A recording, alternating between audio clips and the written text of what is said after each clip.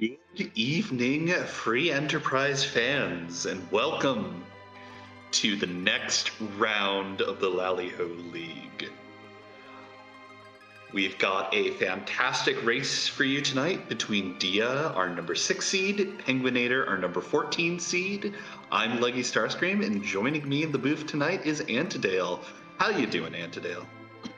I'm doing all right and very excited to see this round of 16 round of 8 overall quarterfinals get started and underway between these two very, very excellent runners who constantly make deep runs into the end of tournaments.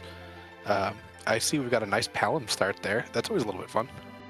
Yeah, Black Magic Online early could be really useful, especially if we see some annoying things, especially if we have to do a hook route.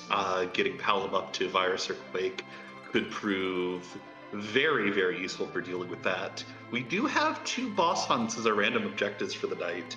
Rubicante and Evil Wall, which, well, depending on where they're at. Ruby is at least straightforward in that he only can kill so many people at once, and Palom's real happy to throw some ice or even just a virus at him. But Evil Wall's tricky. Yeah, depending on where that wall is, there are strategies you can use, depending on your party composition, where the wall can attack itself and eventually defeat itself by doing so. But with any luck, it'll be at some place like a waterfall, and you can just take it out without much worry. Or even just blissfully go on by and just hope to find someone else, or just come back way, way, way, way later when you have power overwhelming and you get to nuke the wall. Indeed. But yeah, we've got two fantastic runners, both of which who did very well in the Swiss rounds to get set up. And last round, Dia went 2-0 against Pos Morpheus, penguin8r going 2-1 against the number 3 seed Prof Corey.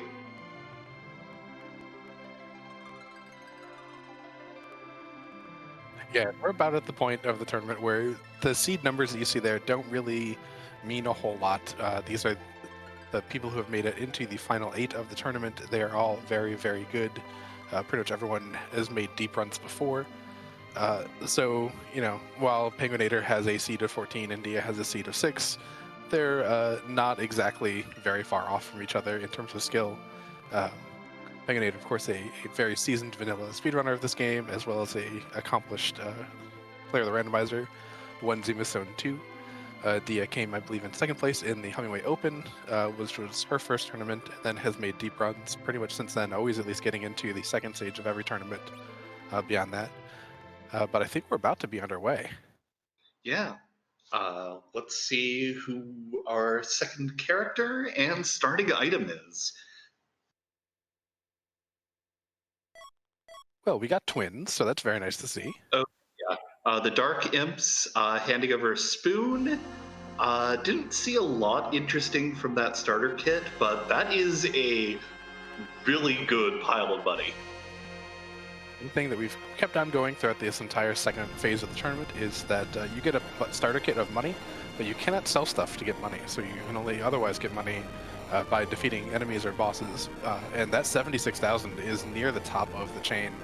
We've seen a lot of races with very short amount of cash, so we'll see how these runners change up their plans. Maybe they buy something a little bit more expensive early, or maybe they continue doing a little bit of poverty, finding one thing to launch them forward before holding the rest of their money. Yeah, I believe that can go as well as low as 20,000. So, getting almost quadruple what you normally can guaranteed to bank on is going to be very useful. It's like penguin8r going right away, checking Mist Cave, finding Valvalis, and going, thank goodness. Well, you could stay there forever. Meanwhile, Dia does something that I know she likes to do when they have a character objective, which is to loot the water pass, and then she usually checks Kaipo for the who's in bed. Don't know if we'll see that Kaipo check here, but we do see penguin8r going up to Mount Hobbs. Yeah, with two twins, the twin command can usually make pretty short work of a lot of these early bosses. Looks like it's Rosa and Ashura up here on top of the mountain, and it looks like penguin8r wants that other white mage. Yeah, this is a pretty straightforward one too. We saw penguin8r use that bluff command from Palom, which is giving Palom an extra 15 to his black magic stat. Do that enough and then throw out a couple of twin commands and this fight's over. You don't even have to, probably might not even take any damage. Dia taking a quick second to throw some rings on her twins. And we'll probably also be very excited to see the Rosa up here as well.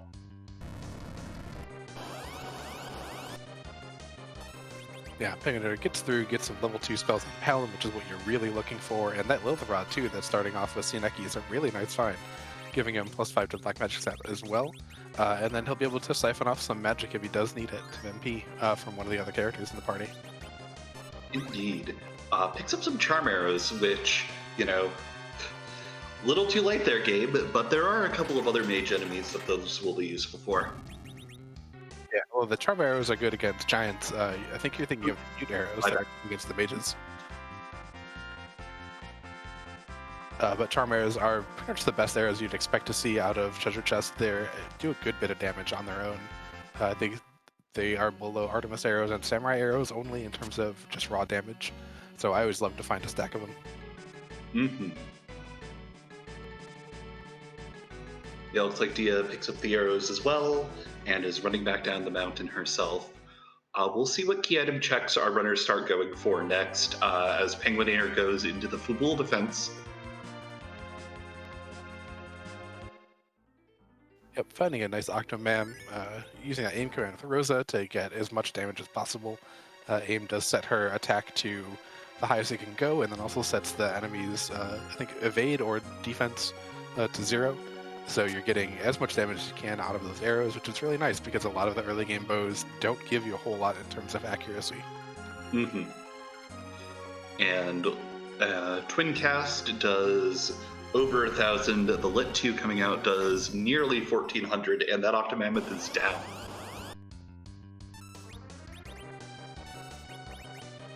Yeah, some nice extra experience for penguin8r. And Leggy, do you see what I see over on Dia's side? Gauntlet, gauntlet, gauntlet, gauntlet. It might be easy, it's just going to be tedious. Yeah, penguin8r picks up the Luca key for his trouble.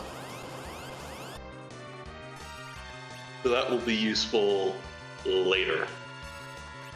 Much later. We do have to find our way underground before we can go use that. But if we do find an early magma key, it is entirely reasonable to take a quick duck into there and use Star Veils to get a nice cheeky little bit of experience. You'll probably lose someone in the party, but that's not too bad. Yeah, Dia trying to be a little cheeky here, throwing out the Thor Rages on this second random encounter, not getting the damage she probably really wanted to see out of there. Took 3 of them, threw out 3 of them, and then decided, nah.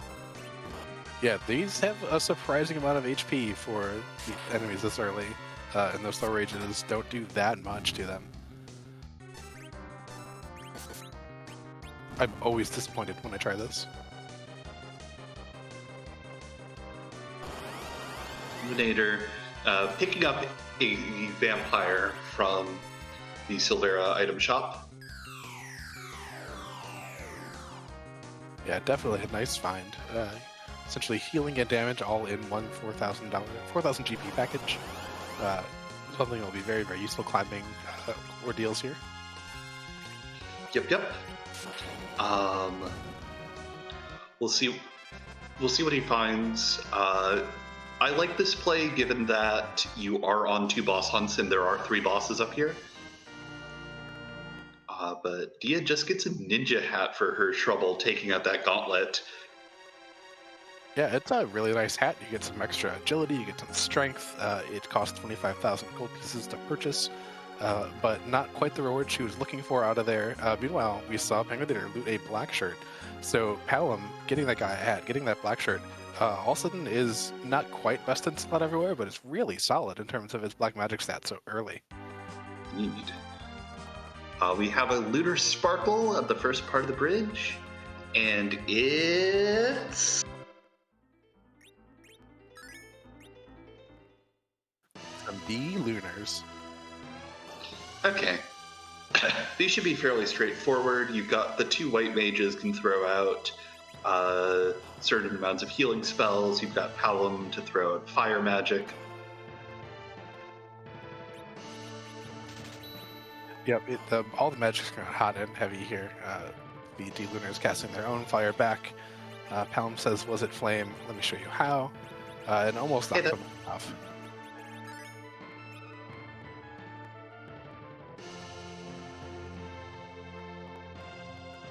But yeah, the Twin Cast Flare comes out, and these looters are down. Yep, it is Berserk already on Porum's side. Palom will probably be getting to Virus pretty soon. Yeah, level 18. Level 18.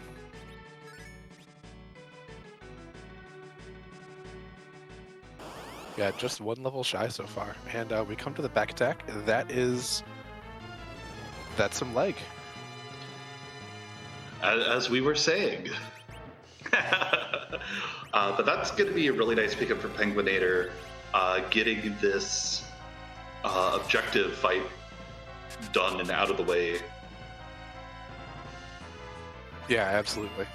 Ruby knows where the damage is going to come from. Glares Palom down, but some quick life pots, just a little bit of waiting around for that cape to open one more time, and I imagine we'll see just 1 Ice 2 to finish this off. Mm-hmm. Or maybe it might take a little more. There is a decent bit of health here, and we didn't get a bluff off. Yeah. Hopefully the Ice 2 does come out. And no, not quite. It's going to take another hit. Yeah, but some really good usage of the twins and their party order, able to make use of Palom's black magic stat for both Palom's cast as well as that twin cast. Nicely done from penguin8r.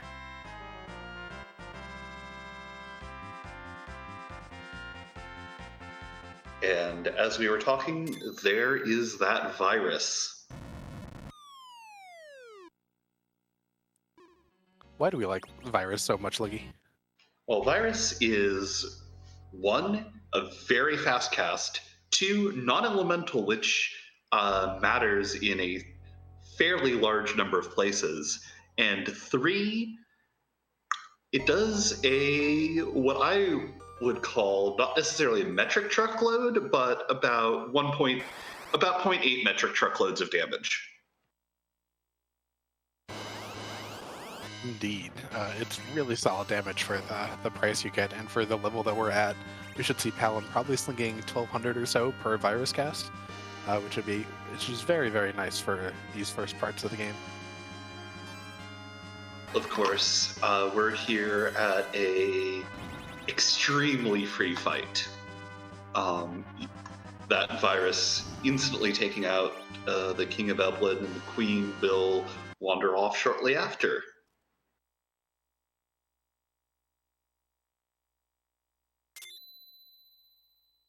Yeah, she doesn't even take time to scold you or anything for killing your husband, so maybe she's just really happy to be free.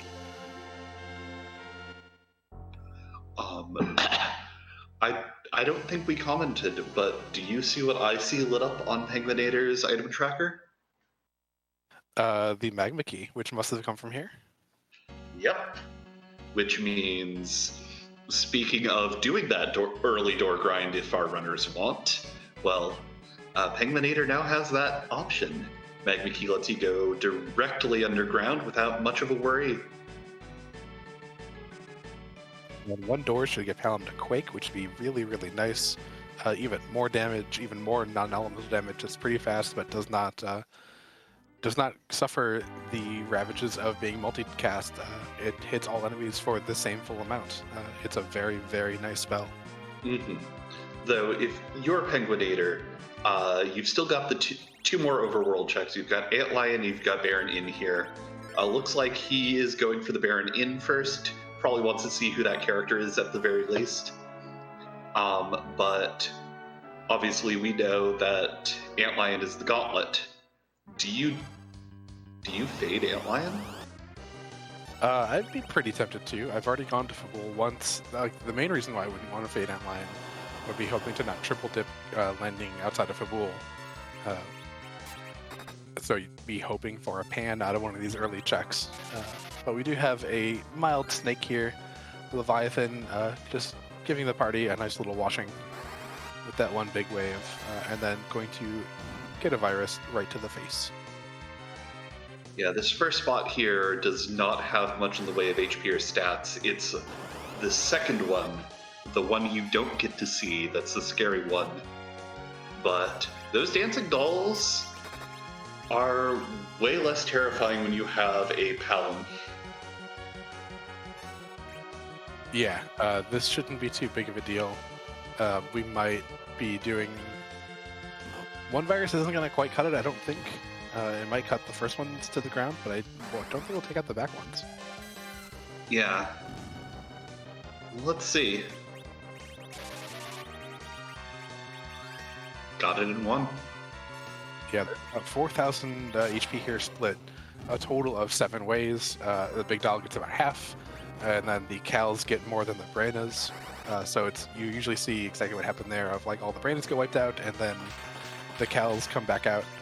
And that was a whiff of the virus. That was interesting. Yeah, I think it was because of the timing of the cast versus the doll transforming. We're getting an inadvertent doll grind. The rarely seen ran out of power as the big doll transformed back into lots of small dolls. Indeed. Flare coming out, taking care of the front dolls again. Thor Rage, not quite good enough on the back dolls yet. We'll see if we can get one more AoE out before they have a chance. And I think that virus should do it. Yep, indeed it does. Nicely done for penguin8r. A little bit scary, I'm sure. Porm getting into that critical HP, but does get through and picks up a nice shiny darkness rock. Oh, that's exciting.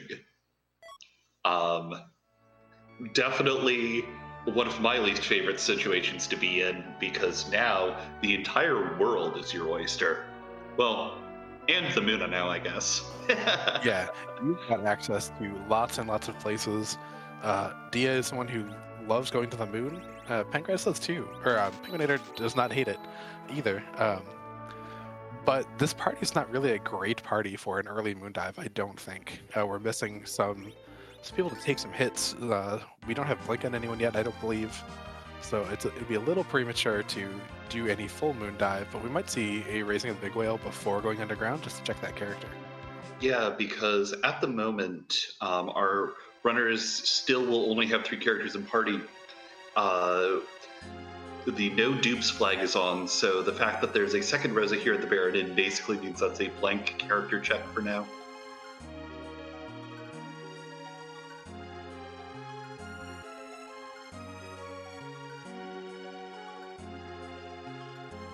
penguin8r will be soon fighting that gauntlet. Is a little bit better prepared, just with the better levels and also having virus in tow to help clear stuff out, but we'll see exactly how this one goes for him. Meanwhile, Dia also getting big doll. Yeah.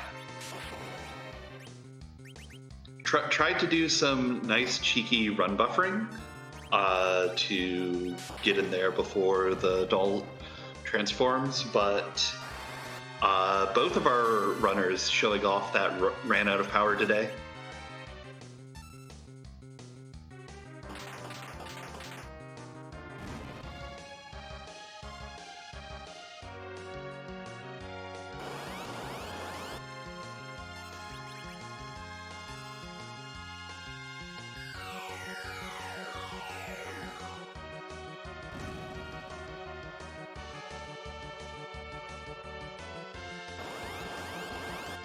Alright. One bluff was not enough to take out the back dolls.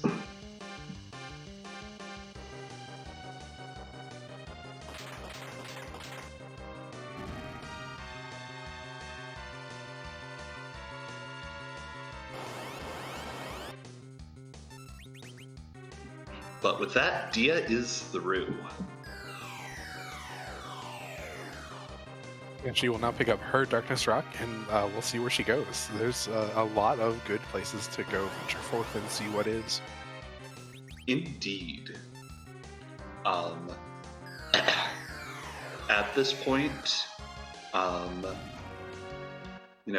of our runners will have all the same checks finished. So you've got the entire underground, you've got the entire moon. We'll see if we see some interesting divergence here as Dia flies over to raise that lunar whale. Yeah, I think Dia's very interested in seeing who this character is, hoping for a Fu probably, just to continue the very strong mage party theme that we have going on. Would not be unhappy with, I'm sure, a bunch of other characters, but I bet is to not leave a Fu behind. Yes, Vanilla Fu is always a good time. I also imagine our runners potentially wanting some sort of melee fighter just to get that extra spectrum of things covered. You've already got Berserk on the Porum, so you can have them go to town right away. I'm not sure what our equipment situation is. I heard rumors of a ninja sword early on, as well as I think there was a poison axe in one of the chests.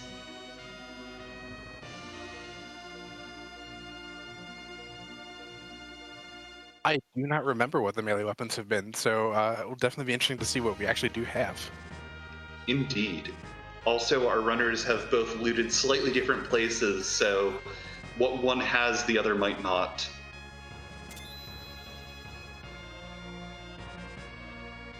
That's something we saw neither runner do, because really, without a melee character, you're not that interested in it, is to dive that Evelyn Castle a little bit early with the good loot that's there.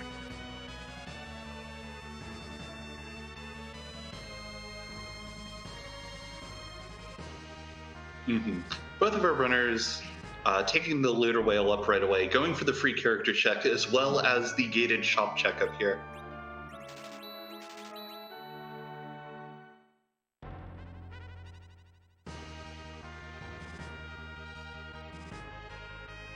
So, what's that unicorn thing do?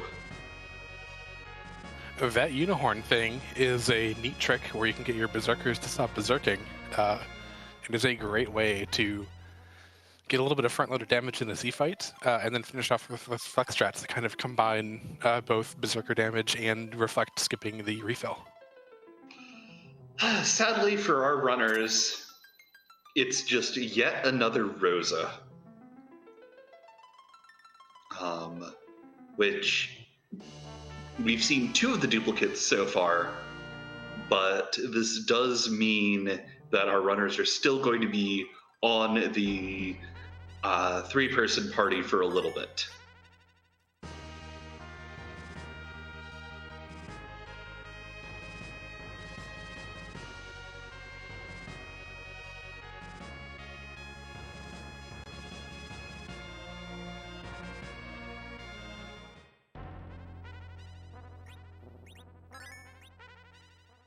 Yes, in the bracket flag set, the no dupes flag is turned on, so none of our runners will have duplicate characters in their party.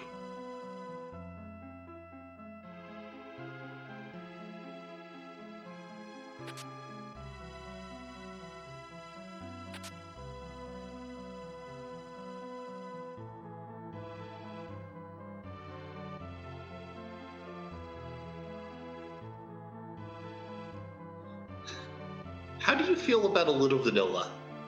I mean, a little vanilla as a treat is just fine. Because that's a vanilla Bahamut.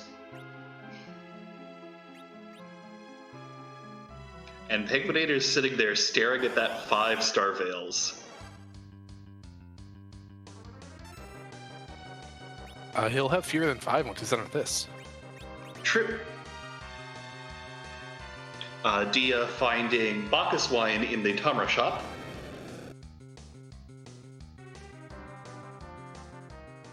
Or he'll just take the Mega Nuke to the face and not use any. Yeah, woof.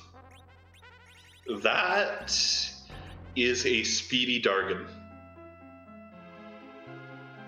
Yeah, that is definitely something to maybe come back later if you find yourself a cursed ring or a little bit better way to anchor that party. Looks like penguin8r's like, nah, I'm just gonna slap this ninja hat on Porum, and we're just gonna go back in. Which, you know, I appreciate the guts. Yeah, I mean, that does seem reasonable.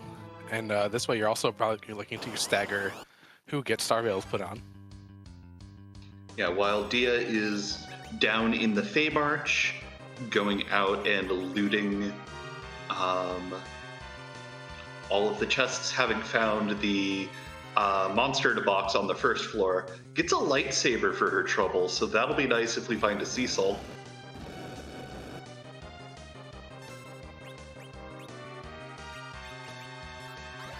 Yeah, you're definitely happy with that. It's one of his better weapons. In that Gunjir too, if we do find a cane, we now have some pretty reasonable sticks for the boys to swing. Yeah, but looks like penguin8r's having a much easier time with the Bahamut getting both Star Veils up on the kids before the first Mega Nuke comes out. He's probably sitting waiting to get this Mega Nuke reflected back before bringing up Rosa, getting her Star Veil. That way she'll survive the next one.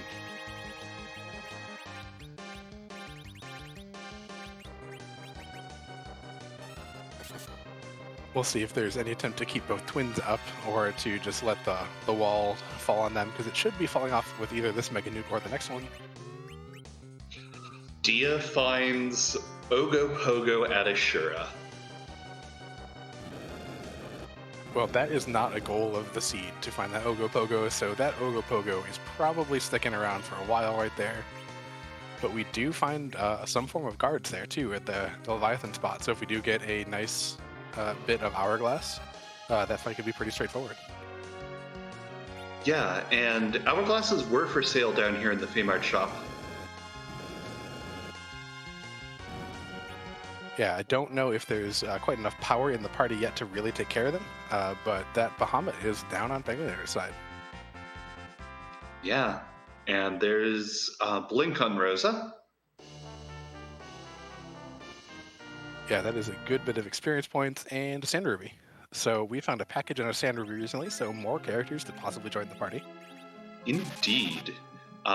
Differing characters that will be joining the party, which could prove interesting depending on which characters are where. Yeah, and Diaz, looking still for a little more loot, finds a trap chest here in the Feymarch cave, because you often find a trap chest here. There are 7 of them in that cave. Yeah. I forget how many boxes total are down here, but I always feel like every time I decide to gamble one of the boxes here, it's like, oh yeah, you want to fight? I'm like, no, not really. Yeah, by not counting self, not actually doing math, intuition says like a third of them are going to be trapped. Yeah.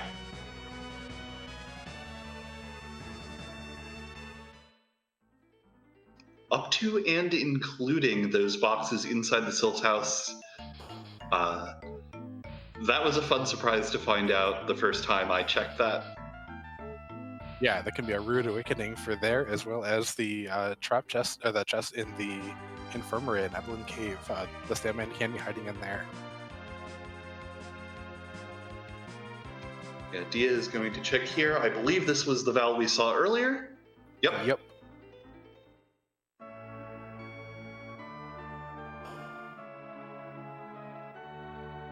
That's Tella. Dia looks like she might be sticking through it. Could also be a place where Evil Wall is, so not a bad gamble. Tella also really nice to get that exit. One of our deals here is this full utility spell list. Not awful. Makes that guard fight in the Feymarch free and easy. Yeah, and over on penguin8r's side, here in the Kaipo bed, that is a Dwarf. That is a Sid. Finally, someone on the team with a little bit of HP and some strength can wield a rune axe if we find one, or an ogre axe. I think Dia found an earth hammer earlier. Yeah, form around.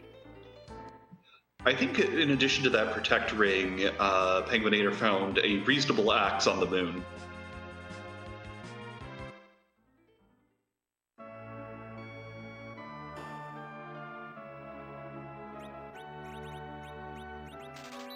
We continue to do a little bit of shopping that he did not do. Oh, he's replenishing that Starvale cache there. Definitely understood and a good play there to remember where those Starvales were and to refill a little bit because he did spend a lot of them in that Bahamut fight. Yeah, and Starvales are one of the most critical J items in Free Enterprise, at least in my opinion. We have already seen Asura, so that does get rid of one of the bosses that you often are saving or thinking about Starvales for. We still have Wyvern, we still have Golbez. We still have any reflect strats on any bosses or on Z to kind of have them around. Reflecting spells in that Ogopogo would make Ogopogo not counter with that blaze attack. So definitely good to refill. And we've got a king invading Kaito. Yep. Luckily, this spot is fairly weak and fairly straightforward. That virus cast takes down Odin relatively quickly.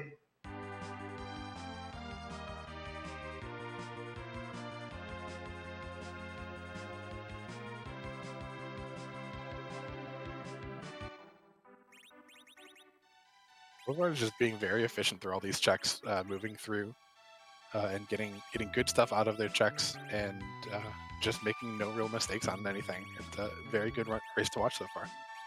Yeah. Like, this is what high level Free Enterprise looks like from two very well seasoned runners.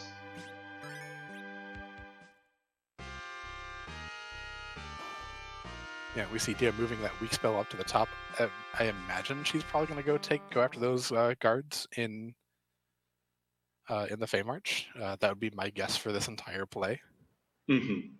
Yeah, and there are still a number of bosses that do not feature the boss bit floating around, though we did see the Dark Imps at the Baigan spot.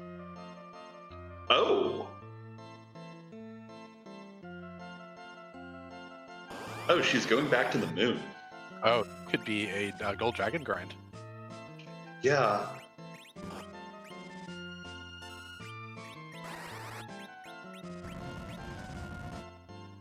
Guys in chat asking was Sandra be the Bahamut Ward? Indeed it was. Bahamut giving you a Sid. Indeed. We'll see whether or not how many she decides to take here, as well as whether or not she decides to take those all the way through the vanilla Bahamut. Yeah, and one thing with the double gold dragons that we've seen in some other races too is they give an awful lot of money. So it would definitely, if Dee has the Starvales to get through that Bahamut at all, which I'm pretty sure she will, then doing a double gold dragon right after will give you enough money that you're not worried about spending any of the Starvales at all. Mm-hmm. And here we have Dia kind of waiting, trying to get the maximum utility out of those veils.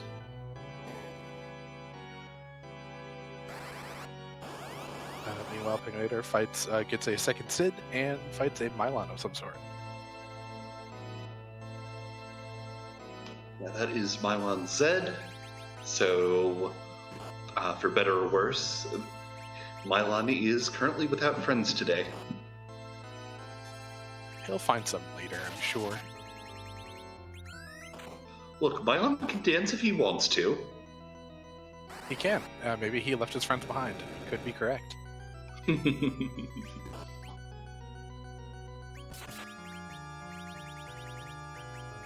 Yeah, I really love watching Dia pull up the Starvales at like the last possible second. Yeah, definitely very practiced at this. Knows when those veils should run out, and is doing a really good job getting through this, just like penguin8r did. Indeed. With that Tella in the middle, he's a little bit slower, so able to use that agility a little bit more favorably than having to re-enter this fight like penguin8r did.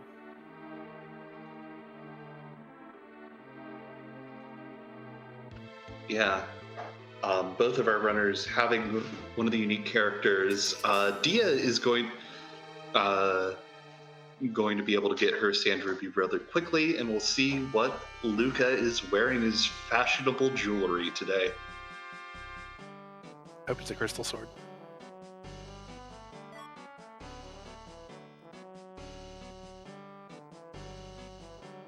That is the key to Baron. Yeah, so that gets us another 2 bosses that we haven't seen at all before, as well as another character check. And I don't remember who actually handed us the first key item. Perhaps our tracker Ikir or chat could remind me. It was Darkham's. Very good. Leggy can do it instead. The only reason I remember is because I'm not actually playing right now. Fair. I do want to thank Ikir for being our tracker tonight, as well as Solaris for restreaming and rolling the seed. Give them all a follow and a round of applause, chat, for doing the good work. And of course, if you like the show our runners are putting on, definitely give both of them a follow as well.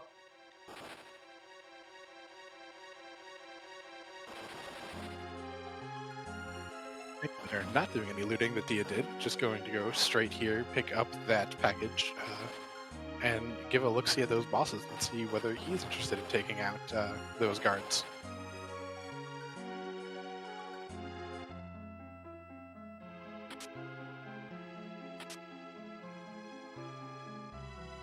Hourglass 2 goes out, Porum takes half her health from the Blitz attack, but we've got Palom back up.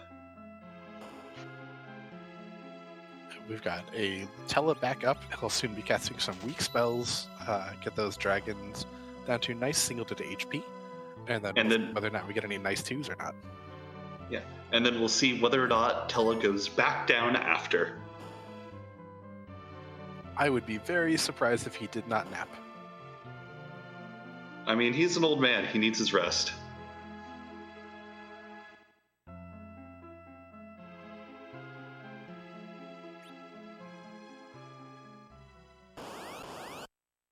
penguin8r stares at each boss, decides to talk to the Sparkle first. We'll be finding his Ogo Pogo and saying, Ogo no go.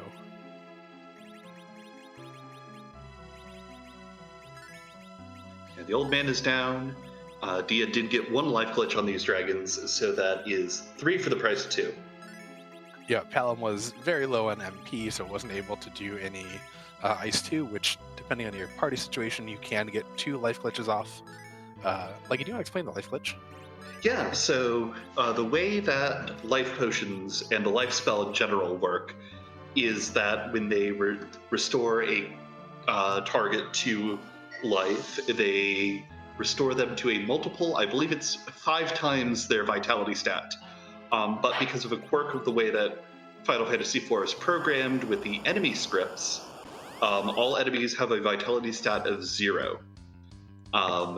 As you can see, we can target enemies with the life potion, and if we do that so that they're targeted before they actually die, we can throw it out. They'll be brought back to 5 times their vitality stat, or 0 HP, immediately die again, and give us their swath of experience points yet again.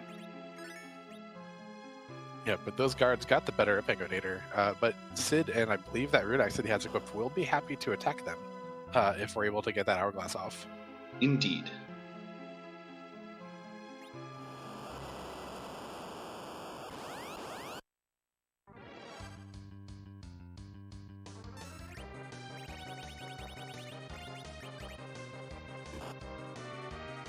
Dia choosing to go straight underground and give us the Dwarf Castle check as opposed to turning in the Sand Ruby. There's a Sid either way, so this is going to work out rather nicely in the end. Yeah, you get to keep that full heal in your back pocket if you ever need it for that Sand Ruby, and also just don't waste time going back into Kaipo.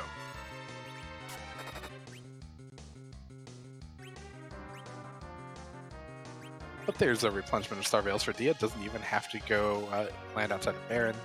And finds a nice Black Belt key in that pot. A nice bit of equipment. Probably throw down Rosa real fast. Or, I guess, throw down Pelham. Yeah. Does give a certain amount of strength boost, but also just your standard, hey, it's armor. Yeah, its armor gives relatively decent defense. Palom has no shirt on. Shirtless Palom is no longer a thing. It's probably best for everybody.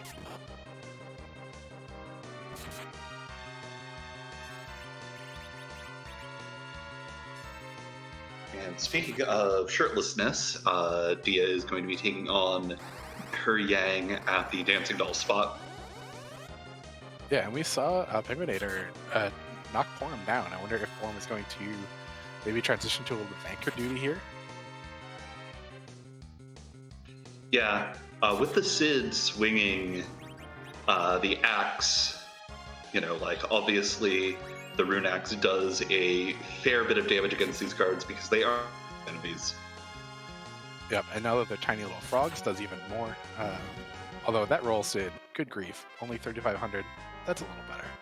Yeah, axes and accuracy isn't quite a thing. Yeah, it's a strength-based weapon. I mean, all of them are strength-based weapons, but it's one that big muscly men like to wield. But you swing a little bit hard, maybe you miss your target. Yeah, gets a life stick, which will be a great white magic stat stick for either of the white mages, but not a key item, not the progression that I'm sure penguin8r was looking for. Yeah, I think you're happy with the experience out of there and that you have the best white mage stat stick in the game. But maybe a little bit sad at the amount of time you just spent doing that and not getting a whole lot of reward right now for it.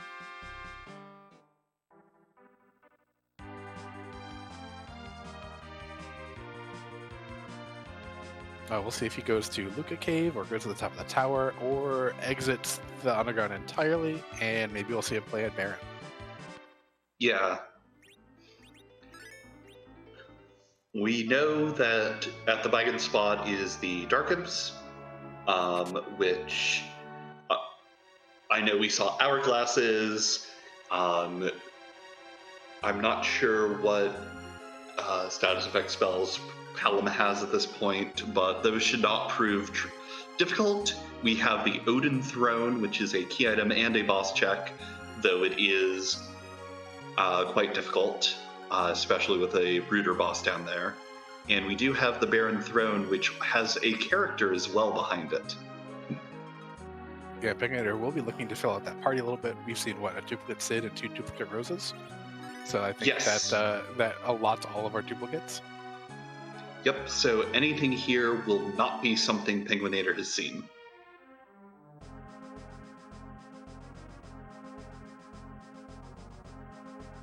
And Dia has dismissed Mylon Zed, sending him back into the Deep Ravine, and will be getting her Baron Key. Yep.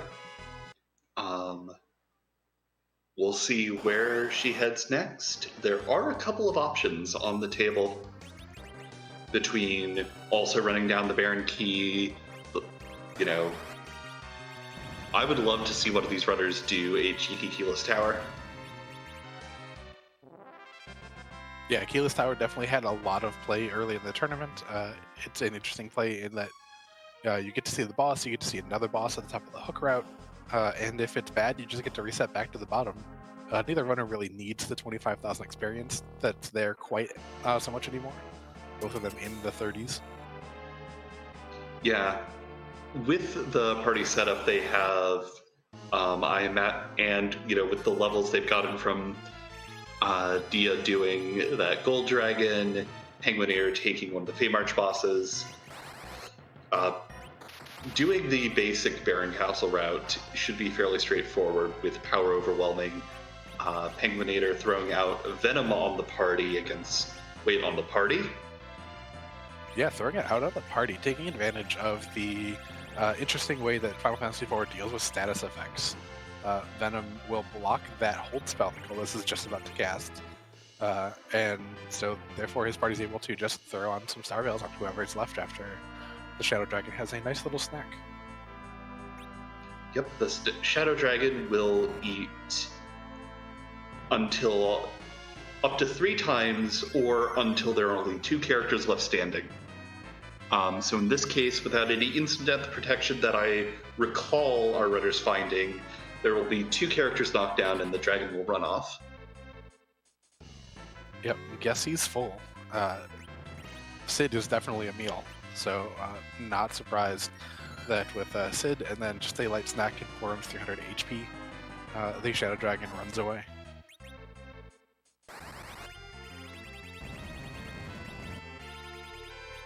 Yep, as Dia is rapidly approaching the entrance to this fight as well. Penguin8r gets a Quake off and then is just kind of sitting with a Star Veil. There's an awful lot of magic power here, so not surprised that Palom took the full force of that virus and took a nap. But Golbez is now just using letters of the alphabet.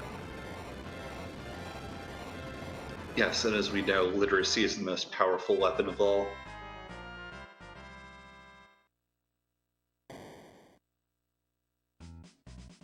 Yeah, Dia does not get the Venom off. I'm not sure if she tried. But she threw a virus out on Sid instead. Fair enough.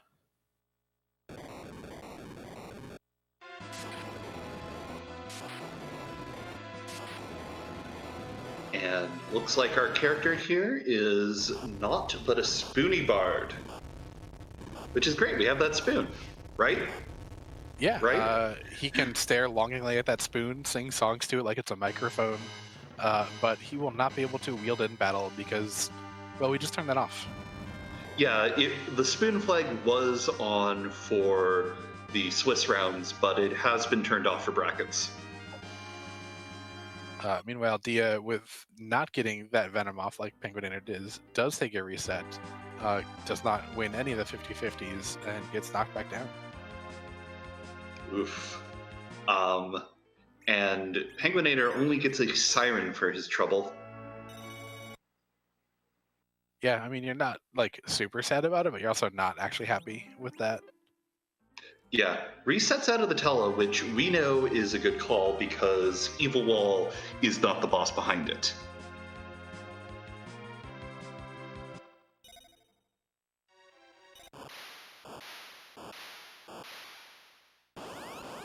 We get our first check here at the waterfall, and it's a Mom Bomb.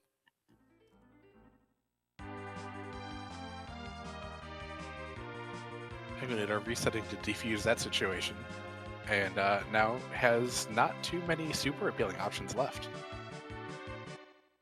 Yeah, looking to visit the Troya area, I imagine for the item shops more than anything else.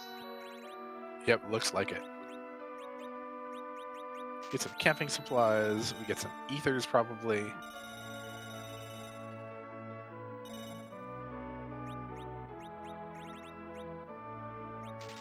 Those will help fuel the moon dive. Ooh, we get some more camping supplies. So clearly REI having a couple of outposts here in Troya, which really makes sense. Like if there's a place to have hiking going on, it's definitely this town. Oh yeah, the beautiful forests. If you can find a kayak, there's the wonders of Cave Magnes and its natural magnetism. Dia decides that, nah, I'm not messing around this time. Piggy's the party before going. Sorry, Minnie's the party before going in. Yep, when you are forearmed and forewarned that Golbez is here, you're able to take advantage of that status stuff we talked about earlier, just a little bit different way. Minnie will also block it, as well as that Piggy that you mentioned too. If you feel like if you're in a spot where Golbez doesn't do as much damage to himself off of those reflected spells, you'll often see people Piggy their warriors and Minnie their mages, because each of those doesn't really affect their primary duty in a fight. And because Golbez only slings spells, you don't have to worry about the negative outcomes of, say, many characters taking a lot more from physical hits.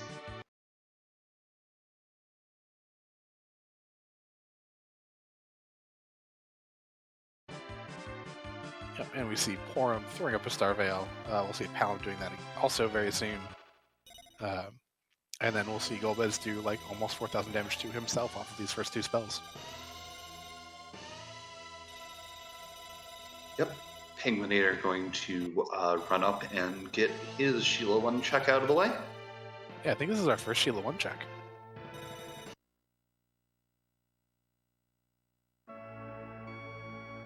Yeah, I know Dia talked to the Yang and the Sylph, but that is a hook. Yeah, that is yet another character check. That is a very, very good shop. The item shop there in Cave Upland has 2 tier 5 items. Things like Star Veils, Rebaucus Wine, Coffins, Elixirs, and Hourglasses are the things that our runners are looking for, and they're always happy to see a hook in order to get those. It is also access to 2 bosses, one of which might be the Evil Wall. Yeah, absolutely. Oh, and I guess the hook also lets you trade away a tail if you find one, which, might be an objective or something. Yeah, the runners might find that useful. I don't know, though. Meanwhile, I think Dia kicked Edward out of the party. Do you have any songs you think Edward would sing as he's summarily shoved out of the party and not let to join in? Yeah, are you familiar with Three Dog Nights, 1 is the Loveliest Number? I am indeed. Well, there you go.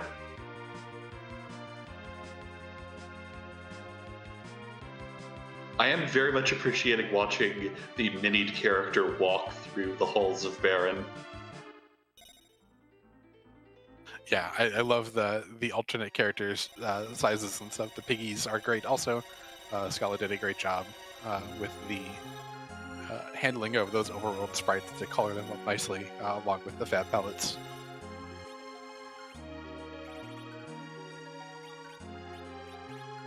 Ooh, coffins and sirens for here in the Upland shop. That is a grind in a shop right there. Yeah, an expensive grind in a shop, but a grind in the shop nonetheless.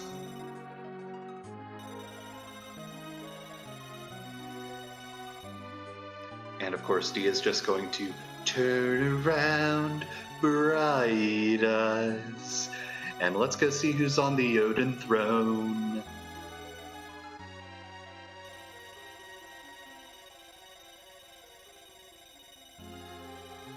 If I could A, carry a tune, or B, remember more of that song, I would try to continue it. But alas, I am dumbstruck and cannot. I mean, that's as far as you're getting out of me, so don't worry about it. Well, we've got a nasty, nasty antlion there, and then we've got a Fusaya just hanging out there with the Bacon Sisters. Yeah, let's see if this will help Penguin8r mop up the rest of the seed. I would imagine that it will definitely help him clean up a little bit. Yeah. We fought a bunch of bosses. We might already have Nuke on that Fu, which would be a very pleasant thing to deal with, or to have in your party, especially going into Zatline. Indeed. Getting rid of the Porum right away. I don't hate that play with the current party composition. Not going to go down and check the King Queen Evelyn spot, which, on the one hand, I would have loved. It would have been super cheeky, but on the other hand, the number of bosses you still haven't checked yet versus the time it's going to take to walk down there does make sense here. Yeah, it's a real low percentage play. Could be amazing if it paid out, but we still got a lot of moon to look at to get us other key items. We might not even have to fight that evil wall, depending on what stuff we get. But we've made no progress except for that hook on either of the other 3 objectives. Yeah. Dia is working on this antlion, throwing up a number of blinks to keep it from doing physical hits while Palom just keeps quaking away. Yeah, this is manageable at this point. It'll take some time, but I think Dia has enough MP in the reserves to get through this just fine. Yeah, and I think at this point both runners do have a small stock of ether.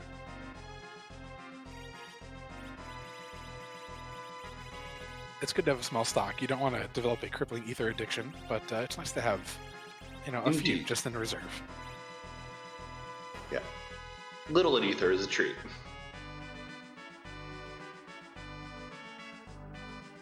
It's But one yeah, of my favorite Elliott Smith albums, Ether Or. But yeah, Palom is putting out between 3 and 5K per cast here. As I say, the 5200 damage comes out, Antlion goes down, we get Cure 3 on one of the white mages, and You get a nice weapon for Edge. Meanwhile, penguin8r gets Rosa knocked down immediately, so won't have the double flank going on quite as fast as Dia did, which is definitely going to make this a little bit harder to recover. Yeah, and of course, here you do have the fun play of, well, you can have the double flank going, but then you can't have Fu throwing out nukes. Yeah, I think it'll be wise to kind of stabilize this fight a little bit and then get Fu going. Palom can definitely do a good bit of damage on the way through. Indeed. Dia at this point going, to heck with this planet. I'm going to the one place that hasn't been corrupted by capitalism. She's going to bring Bitcoin there? Oh god, please no. Yeah, I would hope not too. We might be just doing a little bit more of a grind here. Yeah, she does have the 2 sirens in her pocket. One of which was, they started with 2, Dia spent 1, and then we got the second one from the Baron check. Yeah, and Dia continuing to fade Sheila 1, who does have that hook. Yeah. I hope this isn't a situation where she forgot about it or mismarked her tracker or something. These situations do happen. Yeah, absolutely. I do think, though, that it's probably a deliberate fade at this point for a little while. Probably looking to get that pan so you don't have to make all those treks back and forth and back and forth. Like penguin8r is set up to do 3 times into Fabul, which isn't awful, but isn't something that you love to do. These seeds do run long pretty often, so minimizing your flight time and landing and walking up and stuff is something that does save you, a noticeable amount of time throughout a seed. Indeed. And, with the pan still in play, that will definitely pull her back through the entire suite of checks. Regardless. Assuming the pan isn't locked behind the hook somewhere. Yeah, this time she does let Tilla live, pick up some experience, does get some levels on him. Doesn't ruin him entirely as Niker, but does make it a little bit less easy to be at relative agility 1 with all your mages at the end of the seed. Mm-hmm. Though, and correct me if I'm wrong on this one, but I believe that having everyone in RA1 is slightly less important if you're going for, say, more of the reflect strats. I mean, I still like to be RA1 if I can for those, just because it makes it a little bit easier. But it's not necessarily a huge deal, I don't think. But it's definitely something I would like to maintain if I can. penguin8r, though, diving in this Luca cave, probably not going to do any doors, just going to go straight up and see what the check is. Yeah, and at this point, penguin8r does know that he can buy as many sirens as he can afford at this point. Indeed, he does know where they are, sitting there in Cave Evelyn, along with those coffins that we saw. So he's just kind of, I don't remember how many he bought when he was there, but he just knows they're there and can something to grind that he does find anytime. Yeah, and as you were talking about with the Ice 2 cast earlier, Dia does land the double life glitch on the first gold dragon of this fight. Yeah, so changing that total experience total from 90,000 to 120,000 on that, getting some nice levels on all of the party. Definitely feeling better about this party. We're now in the low 40s for almost everyone. It might be time to just take on the moon. Yeah. Moon does have a number of different checks down here, a bunch of different bosses, lots of good options, and that's a pan down here in the sealed cave. Yeah, you are definitely walking that out. Indeed. We'll see who the boss is.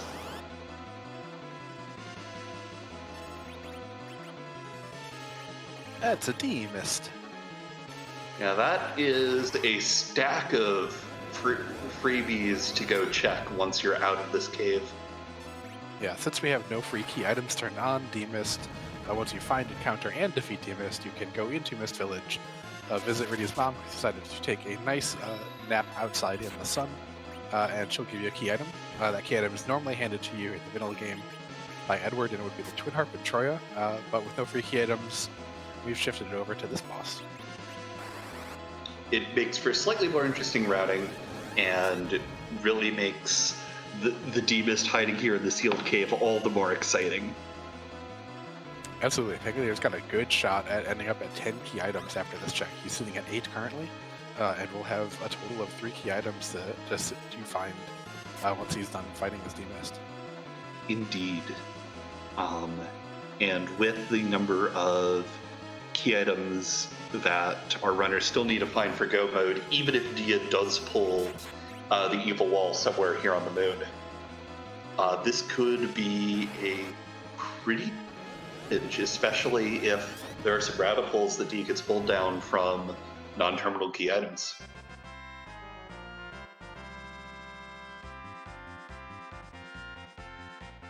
That is a very straightforward D-Mist fight for Penguin8r. Indeed. Haha! Yeah, that was bad. Dia has made it all the way down to the bottom of the moon. A very, very long walk indeed, but now has 3 boss fights here, all right in a very close distance from each other. The total 4 key item checks, so definitely a lot of density ahead here for Dia too.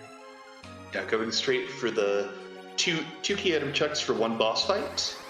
And here we find Pale Dim. Yeah, doing a lot more punching. We'll get some blinks out. Pale Dim also just punches, so this is a pretty straightforward fight for this team. We'll probably see Sid just play Chemist, life eagle up, while Palin does some bluffs in order to get that Virus and Quake doing a bit of damage. Indeed. While Penguin8r is going to run down that pan check right away, going straight back into the Sylph Cave. Yeah, I am unsurprised at this rounding decision. This is definitely what I think most runners would do, having all those key items to go pull out. Yeah, and especially with D-Mist on the table, that's one of those checks that I know is considered commonly forgettable.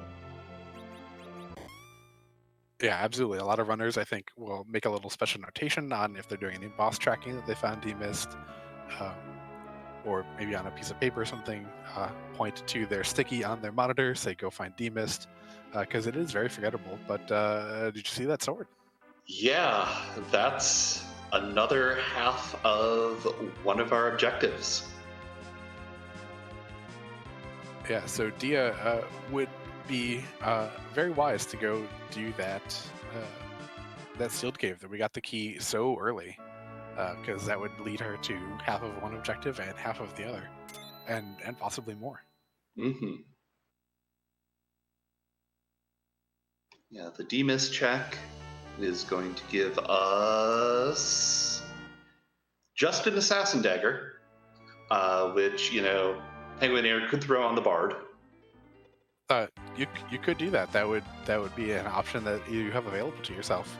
I don't think he's gonna. I do not think it is worth the time to do that menu. No, that Assassin Dagger does give him extra agility, and that Bard doesn't have a single level item past the 5 he starts with. We don't want any extra agility on him. Mm-hmm. And Dia just making her way through this fight. It is slow going because, well, there's not a whole lot of damage on that team, but it is very safe. Yes. And we're getting the Sheila 2 check, and that's an Earth Crystal. That's another boss check. That's another 2 different characters, though I imagine at this point Penguin8r is probably fairly comfortable with his party. But it's also another key item check. Yeah, and that does put Penguin8r 210. So he is now getting double experience throughout the rest of the seed. Indeed. Um,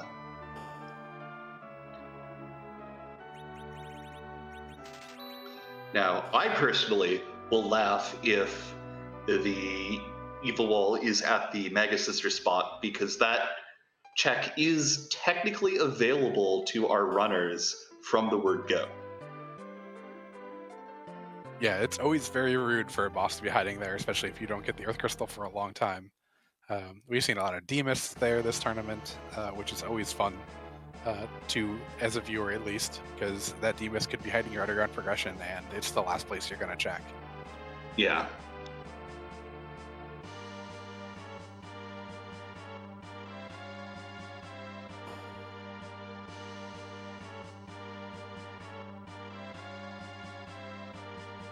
You know, both runners are runners who are well known for enjoying their mage strats, and the seed has definitely given them all the opportunity to enjoy having lots of mages, having lots of power through those mages. And that wouldn't surprise me if we see Reflect Kills on Zeromus, unless party composition and items change pretty drastically very, very soon. Yeah, and Dia is fairly deep into her grind. That is a pink tail for her, as well as a piece of Dragoon armor for Sid.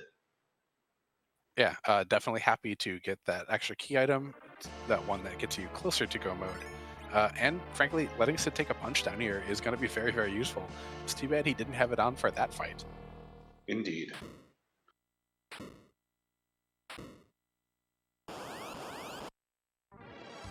Yeah, penguin8r finds the elements fight at the Mega Sister spot, so we're still unclear as to where Evil Wall is lurking today, as Dia pulls the Officer's Soldiers, has the Hourglass to freeze it up once the soldiers stop attacking.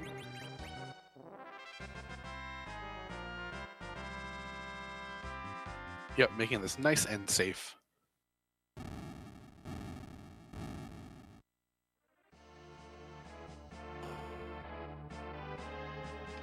Going for more experienced strats on the Officer here, queuing up the Ice 2, going for that double life glitch. Yeah, even though there's only about 30 some odd thousand XP here, just maximizing as much as you can is pretty good for Dia right now. She, not having 10 E items, is just going to be looking to get as much as she can and squeeze every little bit out of the seed. Yeah, especially with the mage party, you want to get them all the way up to nuke. penguin8r finds a Cecil and a Yang here in the Tower of Zot. We'll see whether or not he keeps either of these very punchy boys. Yeah, I could see keeping Cecil, replacing Sid with him. Cecil's just going. Go ahead. Looks like he does exactly what you said. Yeah, I think the extra stat growth that you'll get out of Cecil and just the overall utility, the way that the objectives work is that Coco Forging, the Legend Sword of Adamant, he doesn't give it to you directly, but there is an adamant that gets placed into the pool of possible rewards. So you are possibly going to get an Excalibur from a boss fight, which would give Cecil's power noticeably higher than Sid's. Like, pretty much the ceiling is better. Sid was about as good as he was going to be. Cecil will catch up to where he was very, very fast. Indeed.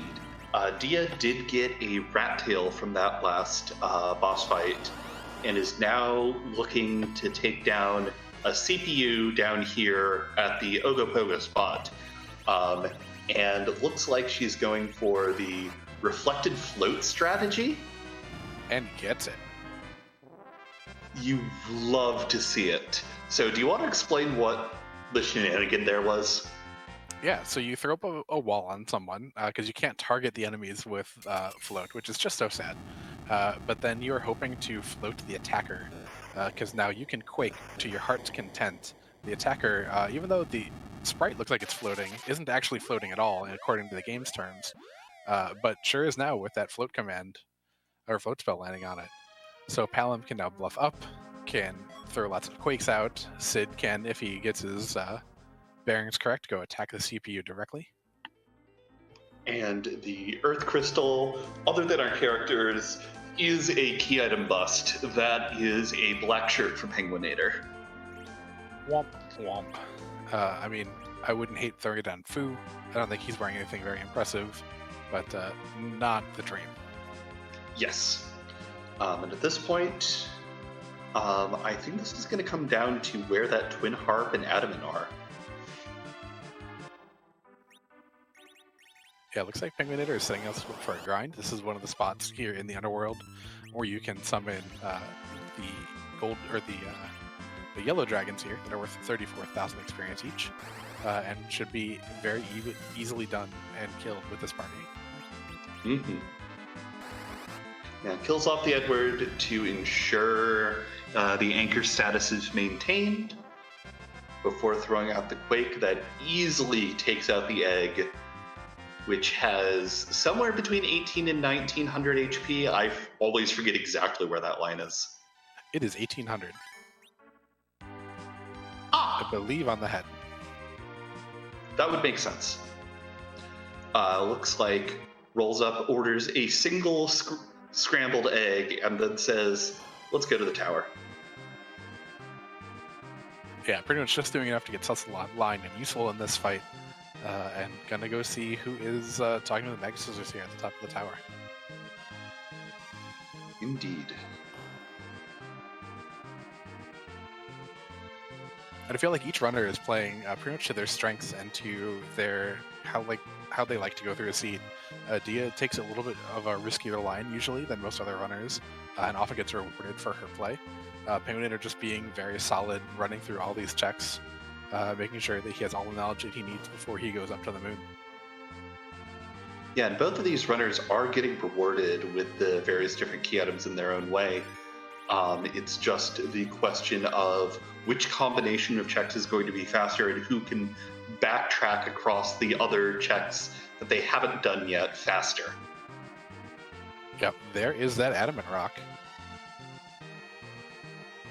Yeah, so both of our runners each have one half of the two objectives that have two key item halves. Yeah, Dia needs to get herself down to Sealed Cave. She still does need to find either the Twin Harp or that Evil Wall. So still going to be fighting the rest of the bosses here on the moon, probably. Yeah, whereas penguin8r is taking on a Dancing Sparkle. And Larg!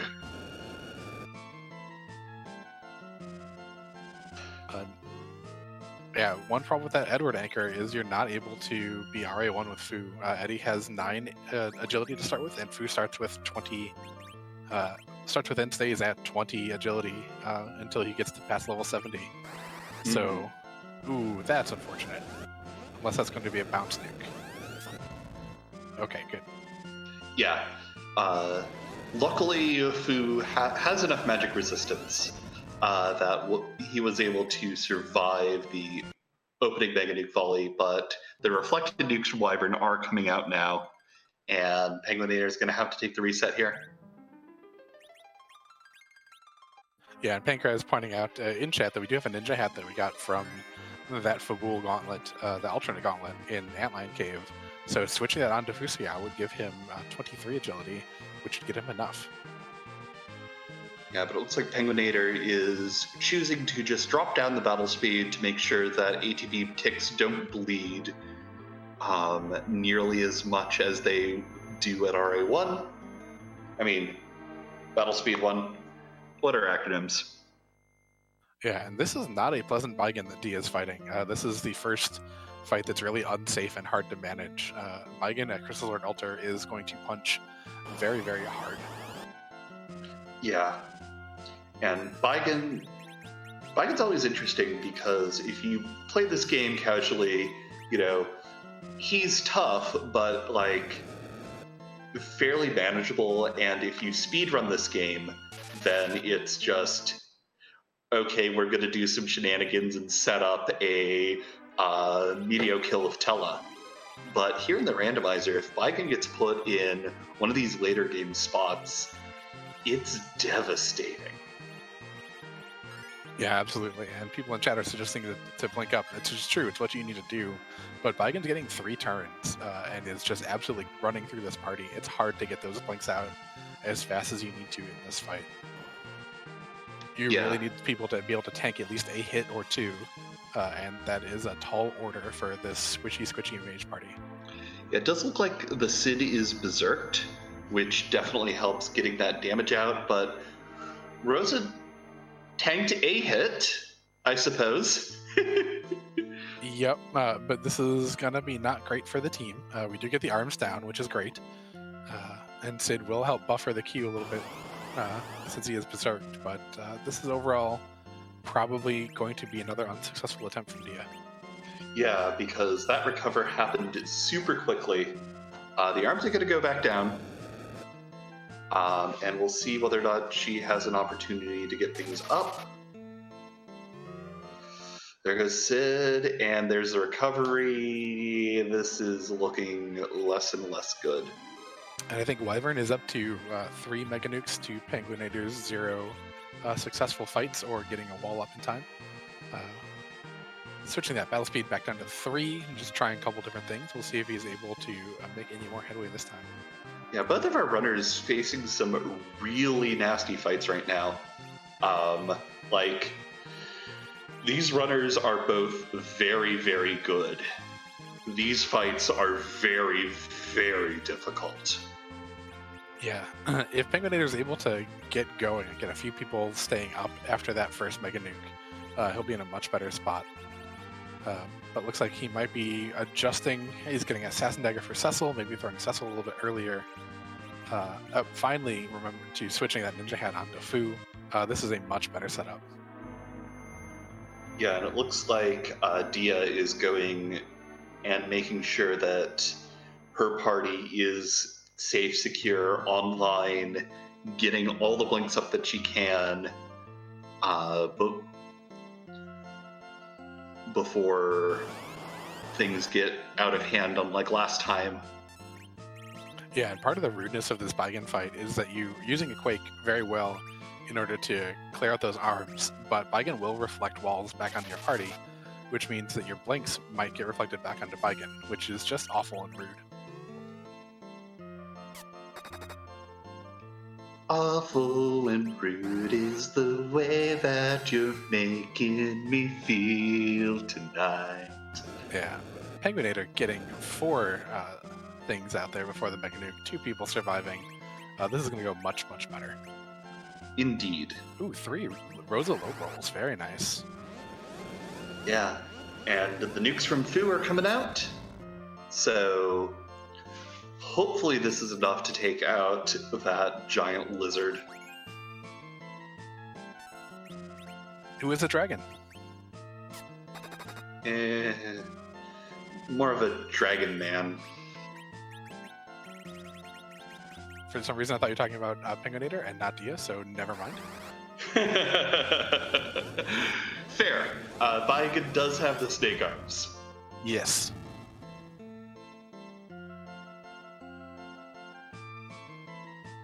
It's too bad those arms aren't worth more experience, because Dia is getting a heck of a workout with this arm grind. Yeah, I believe they're like a single-digit percentage of the total. And, oh, you remember how you were talking about that Excalibur in the pool? Yeah, it looks like it showed up.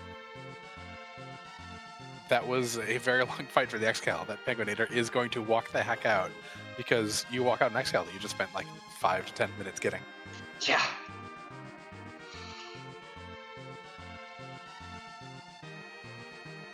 Yeah, but at this point, running down the list of checks that penguin8r has left, it's either, well, that nasty fight down in the Fey March, or time to go to the moon. As Dia gets through her Baigen fight and is rewarded with a Leviathan summon. Hooray. Which, if shops were buying items, would be a really decent chunk of cash. Sadly, but shops they're not. don't buy anything this seed. And Rydia is not going to join this party ever, either party, except maybe as an anchor. But Dia did finally get a fight in with the 10 key items, so that was a good chunk of experience for her. Definitely getting those mages closer to their desired endgame spells. Fu not able to one-shot that egg. Yeah, it looks like Dia is in the mid-40s right now. So hopefully we'll be, at this rate, should definitely be able to get, at the very least, Paladin to nuke before the Zeramis fight. Yeah, Dia does only have this one fight left here on the moon, but I think still has another Siren if she didn't use them all. Actually, she might have used both that she had left. So we'll hopefully be finding Sheila 1 fairly soon. Yeah, and if not, there is that Luca key, which is probably burning a hole in her pocket, which does lead to the pan, which will lead her down the path to Sheila 1 regardless, as well as that Legend Sword. And that's a turtle. Still has 5 Thor Rages, so this fight is not going to be scary as long as you've got your timing down. Yeah, very manageable, but Turtle's going to punch pretty good. Nox pour him down. Going to just take a little bit more managing this fight, playing pretty safe, I think, for a little bit, and then just blitzing and doing lots of damage. Yeah, if you can get a fair bit of damage onto the turtle, the waves stop becoming an issue. Fortunately, that was not a lot of damage so far. We are down to just 3 characters. But if Rose is able to get a cure off, this won't be too bad. Indeed. And it looks like completing our aquatic theme of the hour, penguin8r is saying, "Okay, Dope Rope, it's you and me." Yeah, I believe this is penguin8r's last possible check. Or have we not done... Oh, we've done the Baron Basement because that was a Murasame. Yeah, so this is our last Earth check for penguin8r, and then he's going to the moon. Yeah. Well, yeah, it's the last possible key item check at least. That's true. We could do that cheeky check on King Queen Evelyn that you referred to much earlier to see if the evil wall is sitting there. It's definitely not the correct play, but it's definitely the play I want to see.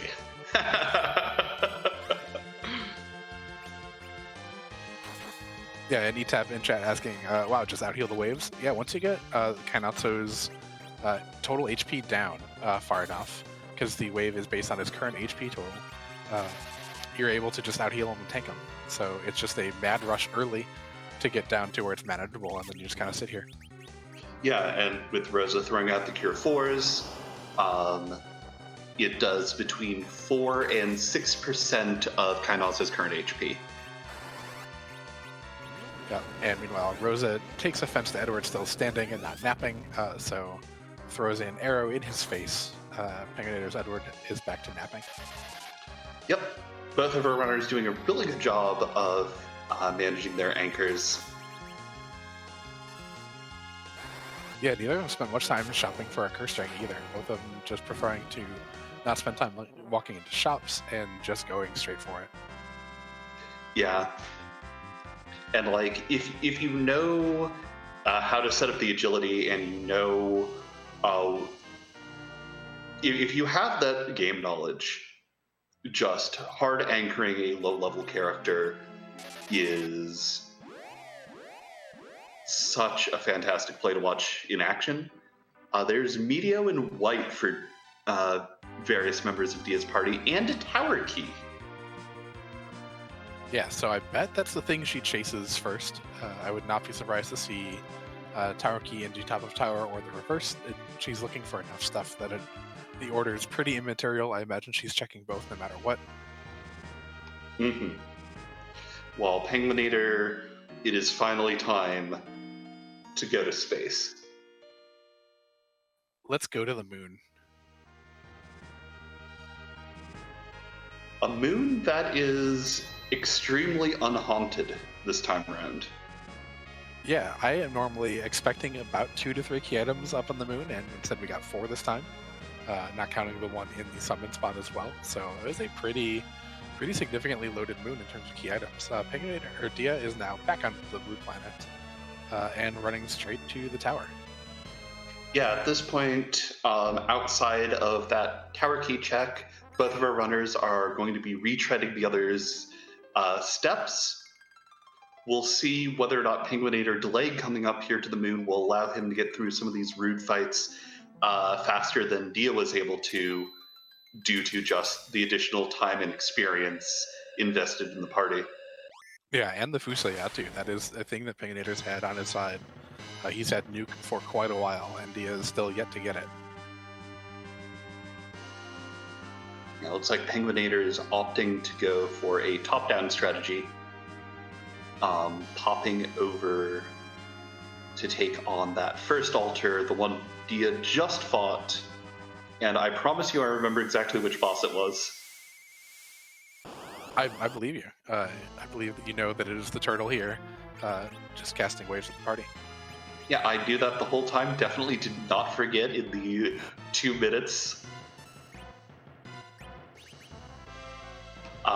But Dia is now going to take on everyone's favorite Blarg dragon. Yep, and we'll see if she's able to get any Star Veils off right away, or if she's forced to reload from a save.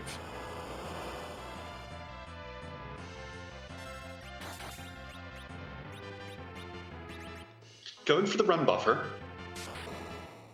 Does not get it. Nope. Full Mega Nuke to the face. Sid does survive, but I don't think he's really going to handle it for you entirely. Yeah, especially because Wyvern is now shifting into reflected nukes rather than just continuing to go Mega Nuke style. Yeah, this will be a very rough recovery. It might not be worth the time. I would personally probably come back to this or revamp the party. Yeah, reset, Yep. Revamp, because that's going to be too hard to get back up.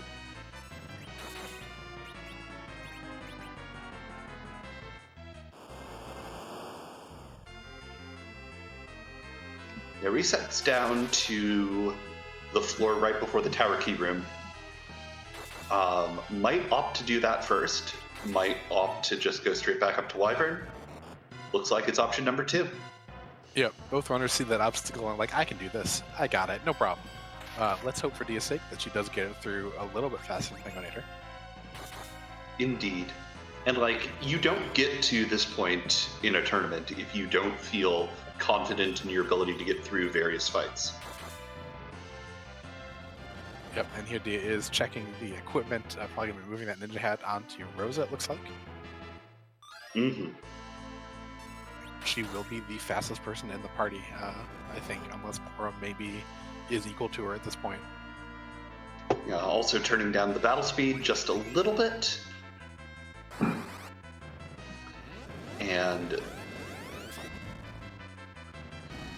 hopefully take 2 will go much smoother than take 1.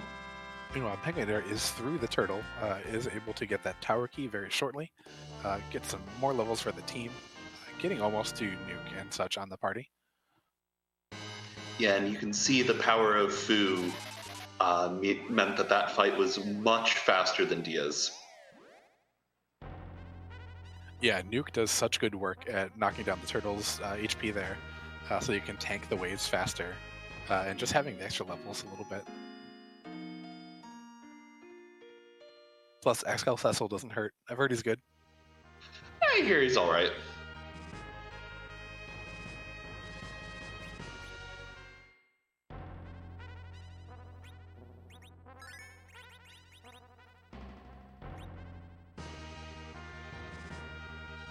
But yeah, this is going to be an interesting one because of the divergent routing earlier. Our runners do have radically different party compositions. And we'll spicy. Yeah, we will see how that comes into play. Yeah, but the spiciness here, Penguin8r getting that tower key, deciding to chase it right away.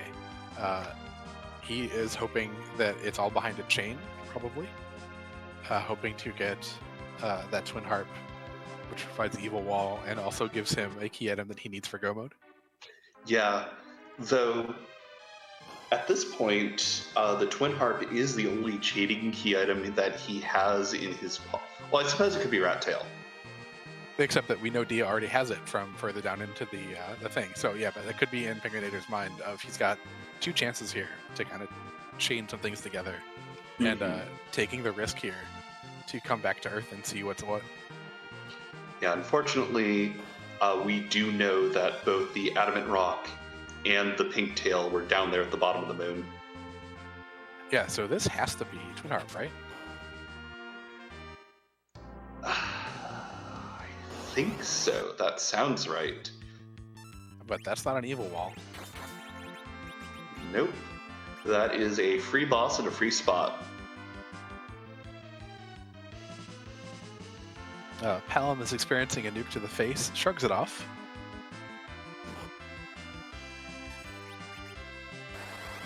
Will not shrug off a second nuke to the face, though.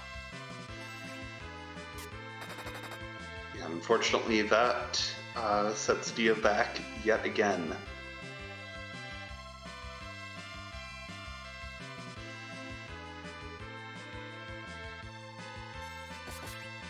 Yeah, you wonder what would cause a runner to say enough's enough. It looks like 2 wipes is enough for Dia, and decides to just go straight to that tower key. So both runners high-fiving here in the super cannon room.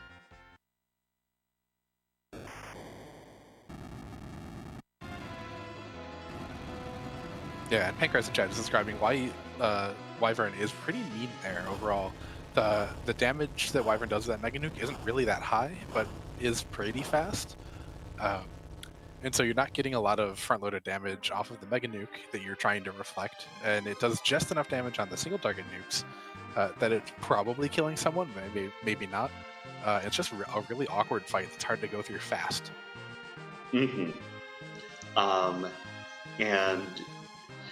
at this point, Dia is electing to go see who's in the cannon room, takes out the Water Hag.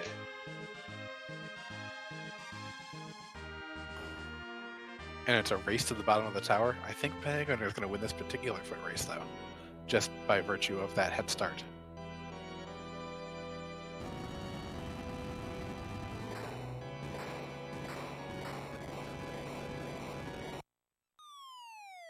Indeed. And luckily for Dia, fading that Wyvern will pay off, unless she decides to take that Cecil later, though I imagine she is going to decline to do so with the sheer amount of levels on this party as a whole. Yeah, absolutely. It made sense for Penguin8r because he knew he was getting lots of experience beyond that, but it does not make sense for Dia. She's pretty much content with her party. Has got lots of experience in all the members. There's no reason to switch anybody out. And our favorite black chocobo that only shows up outside of that in that barren chocobo forest after you have both erased the whale and stepped into it. And we affectionately call him the Swagabo because it's a lot of fun. And it's kind of swaggy to remember that that's there.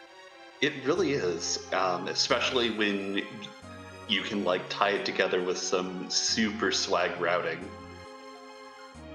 Yeah, and here it makes sense for Penguin to do that because he's we should be sure that this is a 50-50 on the pass. We still don't know what the Rat Tail gives, but Penguin8r is pretty sure this won't be Go mode. I believe he has to think that it's unlikely to be so. It could be, but we know it's not going to happen. And so he's going to then get that chocobo to fly him right back to Baron, so he can get back in the whale and go back up to the moon. Now, on the other hand, Dia has a bit less in the way of key item knowledge. She has a lot of the knowledge from the moon, but she does not know where the hook is, she doesn't know where the pan is, she doesn't know where the earth crystal is, all of which could be here in her mind. Yeah, absolutely. And you are staring at it's an hour 30. This hasn't been a particularly hard seed, but has been a little bit slow. So you're probably not staring at that racer to be done, because you did full clear the moon and get nothing in terms of full go mode progress. But you're starting to probably feel a little anxious, I bet. Yeah, and as the runners retrace more of each other's steps, well, we'll talk to that after.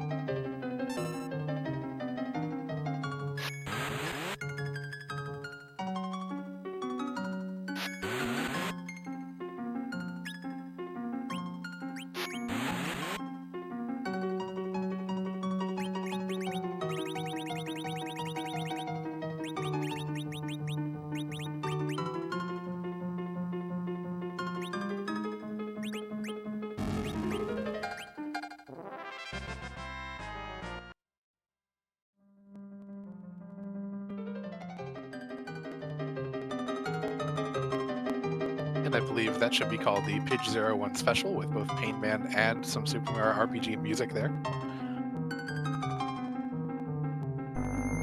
Yeah, bah, it's only ham. I mean, I had a ham sandwich today for lunch. It was really good, but not what Penguin8r is looking for right now. Yeah, sadly, sandwiches do not count as progression. They should be progression. Right? What sandwiches do you think Cafe Heidi serves? Like, what's their specialty sandwich? Chat, feel free to opine with your thoughts. You know, I don't think it's what you would expect. I bet it's on rye though. Like, what's like the...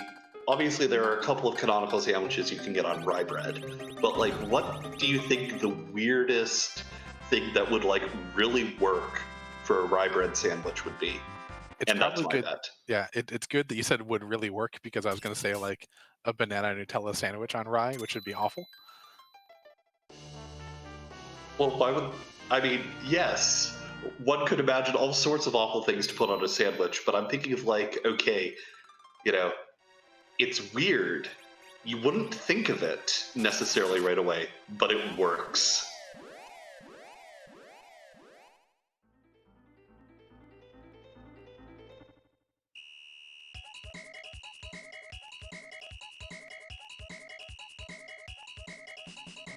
I mean, I feel like you still have to have some sort of meat substance that's going to stand up to that rye bread. So I'm struggling a little bit to figure out what would be weird but also tasty.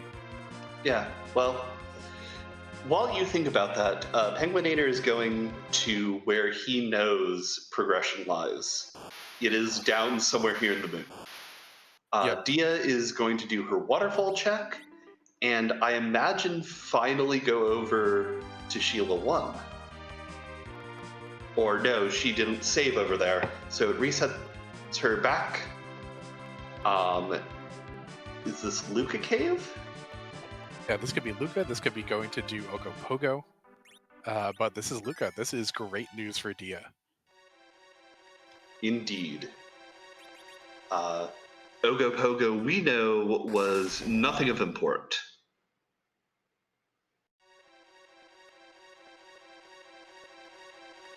Whereas the checks that Dia will find via getting the pan here will lead her to go mode.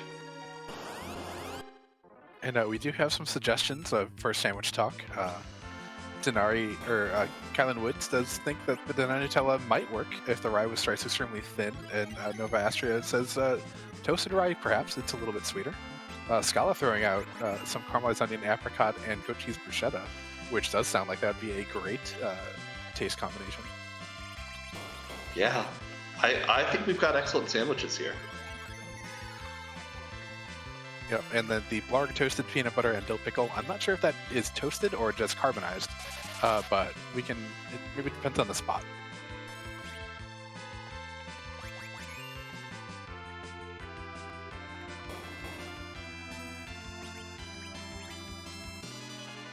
Yeah, and unless Dia did reset entirely back to before that became Magnus check, she does have that complete. Mm-hmm.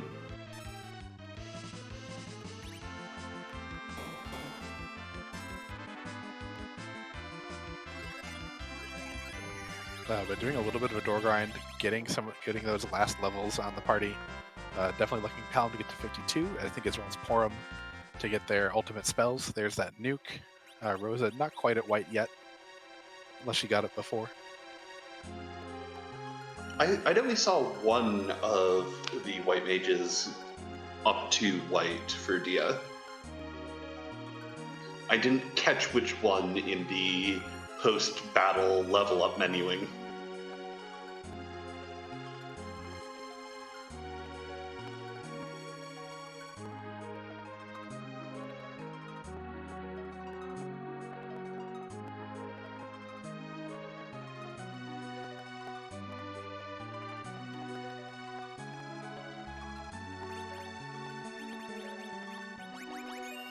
Apparently they're taking advantage of cover Cecil here in this fight with Baigan.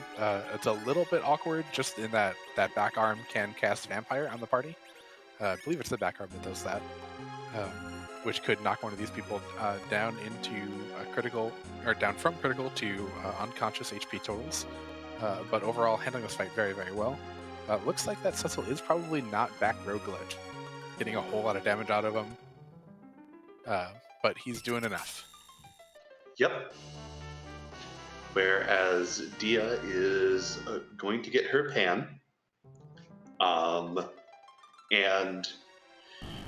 it'll be interesting to like project yourself into these runners' heads, because it is hard to tell who's ahead right now. You've got a lot of like scattered pieces of different key items, and these are all going to converge together shortly. Penguin8r getting the whammy from the Leviathan Orb, but both of these runners are fairly well known and respected in the community, and Penguin8r has to be wondering whether or not Dia came up here earlier. Oh, absolutely. You are. For the bosses he's seen so far, he's probably not too scared about it. But once he gets down further down and starts seeing that officer-soldier fight, that CPU, which is slow but very doable at almost any level, that he might start getting a little bit more worried about it. Yeah, though he is in a very good position to capitalize on the key items that he's going to be getting here very quickly. Whereas Dia does have a certain amount of transit time, whereas Penguin8r does have the boss fight time, but a much powerful party than Dia did at the time. Yeah, it is very, very close between the two of them. Yeah, honestly, this might just come down to Z-Fight execution at this rate. But Penguin8r resetting out of that check. That is his, I believe that's the Adamant Rock? Or is that one of the tails? This would be the pink tail here. Well, the officer-soldier fight that he just reset out of. Oh, I forget which one's there, if I'm being perfectly honest. Yeah, look like he's face-checking bosses, trying to maybe cut some time out, hopefully going for a double with Evil Wall and the key item that he needs. Yeah, unfortunately for him, we know that all of these are key items and none of these are Evil Wall. Yeah, Evil Wall is in one of three spots, either Elements, CPU, or King Queen Evelyn. Because otherwise, I believe we have seen everything.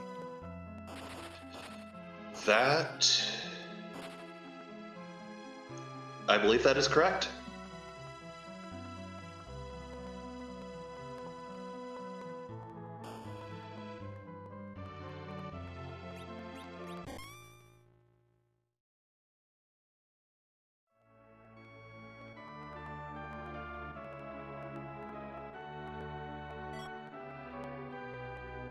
We get the bonk on the head. We are handed the Legend Sword. Dia now will be able to complete objective number 1.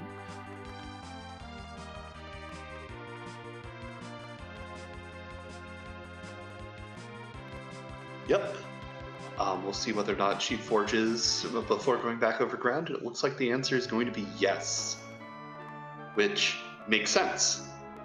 Yep, you're here. Why not go do it? She might check Coco's shop. There's a couple things that could be interesting. You might be able to buy some Stardust rods there. That'd be kind of nice. But Yeah. nothing that you particularly need. And- But penguin8r also does get that float shot that Dia did. Nice. Yeah, I'm not 100% sure how much money either runner has at this point. It's been a while since they've done a bit of shopping. Well, speaking of the Stardust rods, and some Protect rings. Yeah, Dia having done, I think, a total of 3 or 4 Gold Dragon fights in getting at least one life glitch on most of them, is definitely had a lot of money saved up. Indeed. And that's going to be some really nice gear, taking her straight into that Zeronis fight.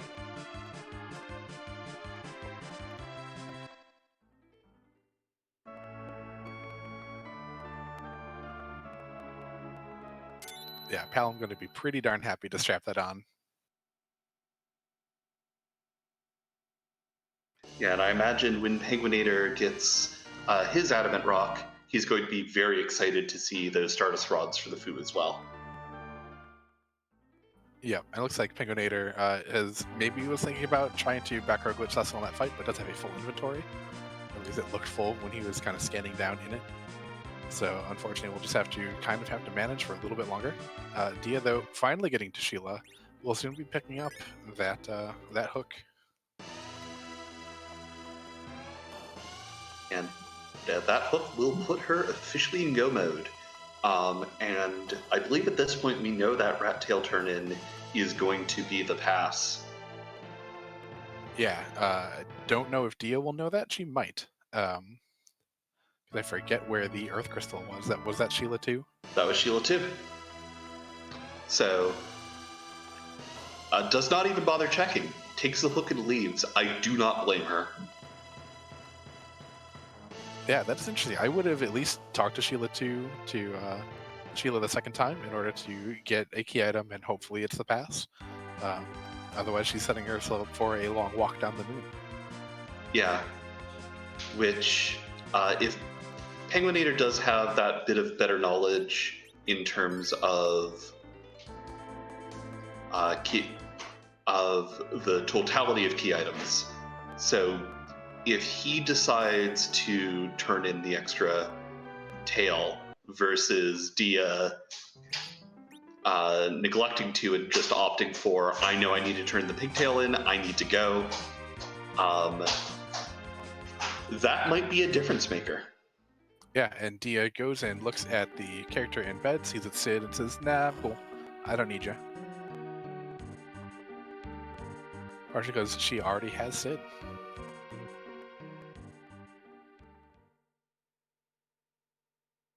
Yeah, whereas penguin8r cleared out the Ogopogo spot, does have his Adamant Rock, and once Pale-Dim is taken down, will have his Pigtail as well.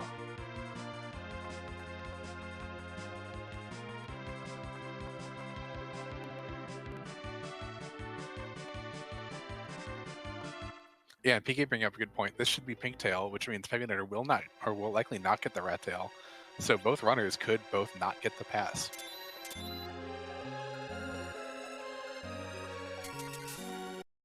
Yeah, and Dia completes her fourth objective, gets the crystal. Man, that guiding weight delivering service is so good. Indeed.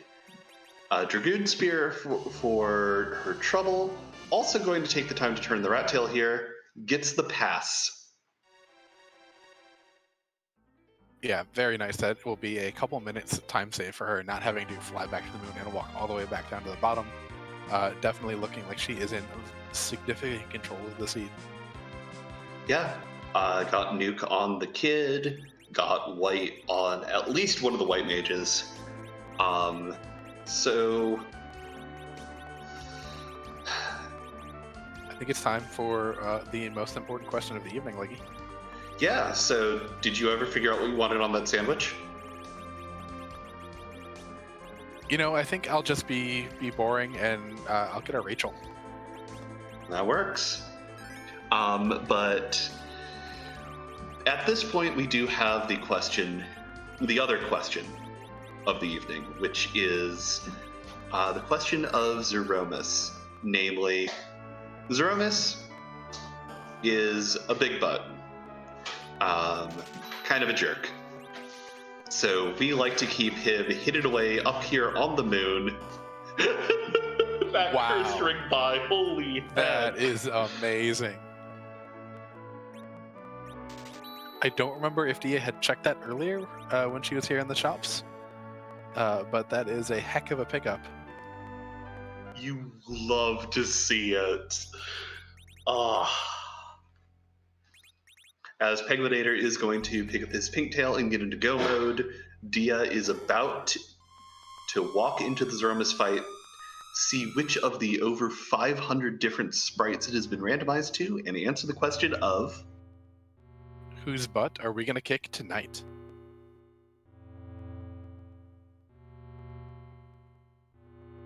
penguin8r decided to fight this extra fight. I know he got nuke on Palom. He maybe is looking for just a little bit more experience.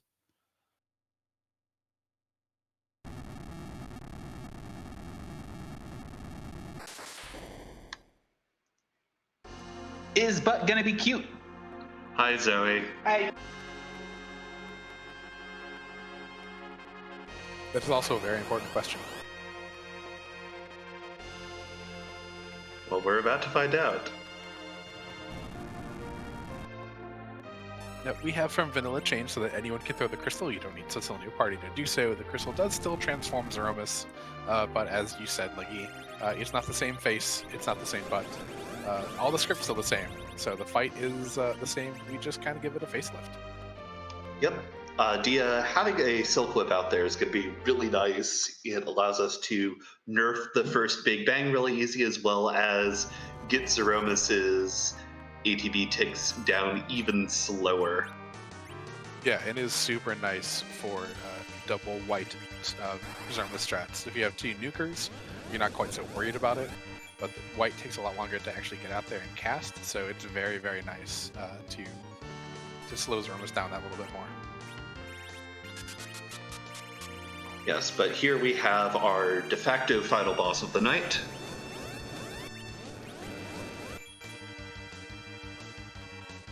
And doing a good job of nuking himself. Excellent work.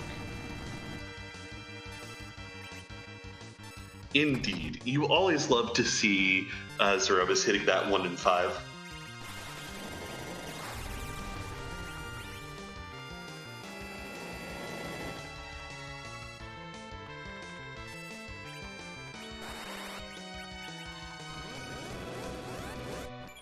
But Dia does a very good job with that first Big Bang being nerfed.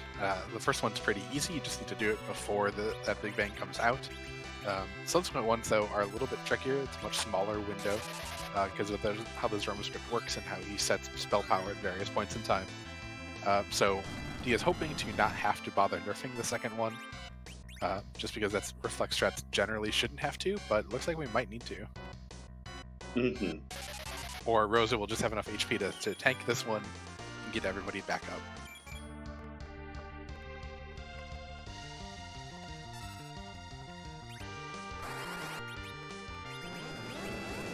Yeah, the big benefit of doing reflex strats over, say, the other major strategy, which is berserk strats, is by reflecting the damage, you do skip Zeromus's HP refill reaction part of the script.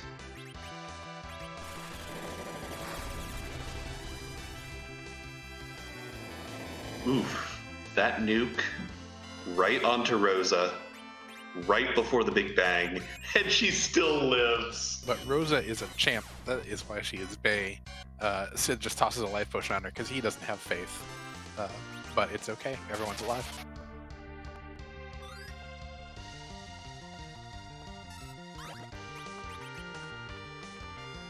Yep, the Star Veil is off now at this point, as we see all 4 of the Dia's surviving party members getting hit by the Cure 4. It hits the right word you want to use here. Yeah, being able to be targeted, maybe. But we get that circle back up on Porum. We're now going to start bouncing spells off of that tiny little white mage's face. And penguin8r is in his own go mode, is heading to Troya, starting his own Z fight. If Dia does have any stumbles here, this can be penguin8r's race as well. This is going to be pretty tight. Indeed. But at this point, Dia is throwing out the crystal as another direct targeted spell to nerf a Big Bang. Sid this time gets the nuke to the face, which honestly is probably the optimal target here. Outside of Porum with the wall up, I guess. Ooh, not nerfed. Oh, and that's a wipe. That's a reset. That is really unfortunate for Dia. Going in there a little bit underleveled for those strats, because you only had 2 people doing damage, because Porum does not have the levels in order to have white. So unable to get it to seal that and to bring home a win right here. They're both going to be starting the Z fight pretty much neck and neck. Pengu with a little bit of a lead, and with 2 nukers and 1 white caster, a little bit better party. Yeah. This is... I can't imagine what's going through Dia's head right now. There might be some mild cursing, and probably a lot of intense focus to try and get through. Probably watching the race room a little bit, knowing that both runners have probably full cleared the seed at this point. And if penguin8r is not at the Z fight, is going to be there shortly. Mm-hmm. But penguin8r throws his crystal, is going to get the true face of the butt revealed to him.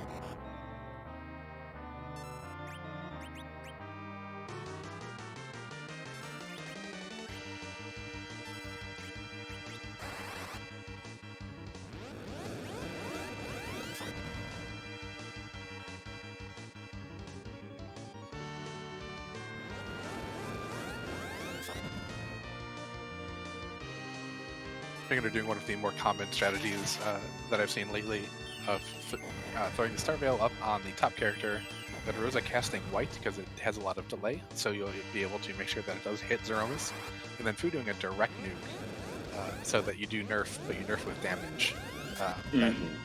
That spell does knock out Eddie, which is fine. He wasn't doing anything anyway. And so you're just a little bit ahead of the damage race with 2 nukers and 1 white caster. You don't really need that Silk Web that Dio is using because you do have enough damage to pop out there, and that initial nuke does help that too. You just get a little bit more damage push. Yeah, and with the just sheer difference in damage output, this is still going to be incredibly tight, but Dia's going to have to do something fairly. Dia's going to have to pull out some really good strats really quickly to slip ahead, I think. Yeah, she is behind on starting this fight. She's behind on damage output overall. It's not looking good for her. Sid chipping in with that Earth Hammer, just doing a little bit of damage. But De Factum is not having a good day right now, getting lots and lots of spells bounced off him.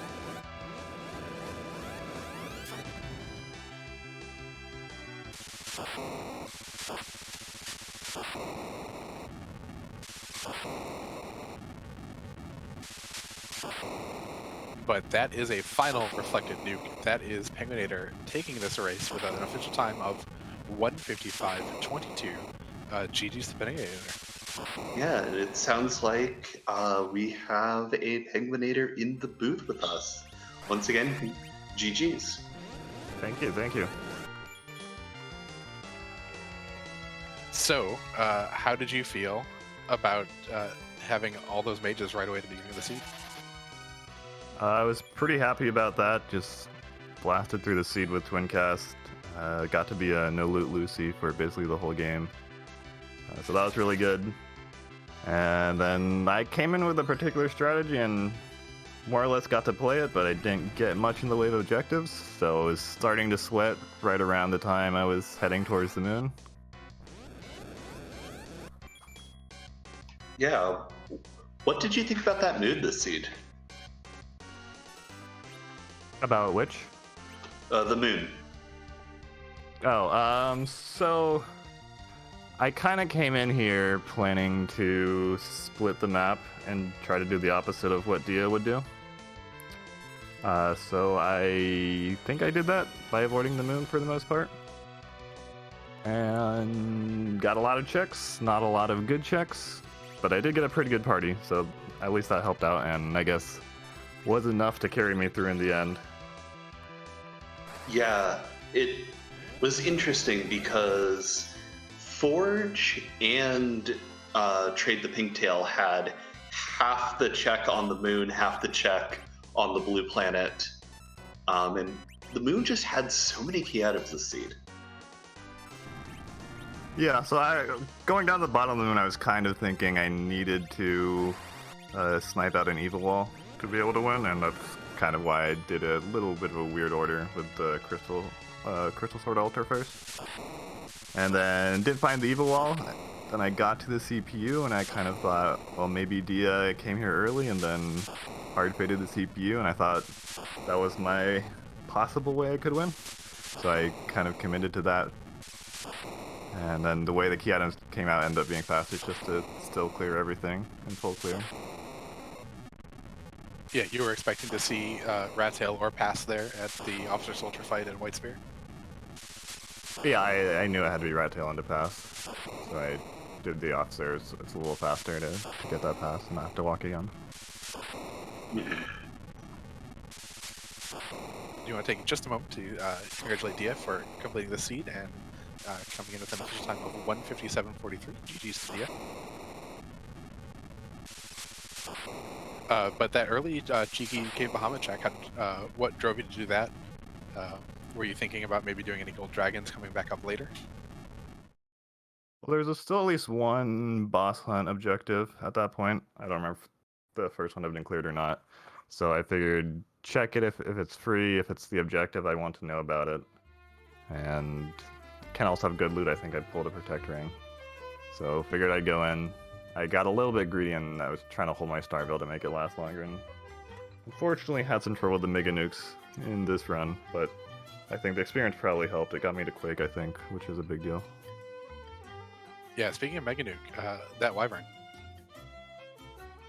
Yeah, I guess because I had the Edward Anchor and then the mages, I wasn't quite as fast as I thought I was, so it took me a few tries to realize I needed to adjust my equipment a little bit to get the right agility set up. So that was pretty unfortunate, losing time on that, and then only the Excalibur, but I figured it was worth it with the Cecil to walk it out.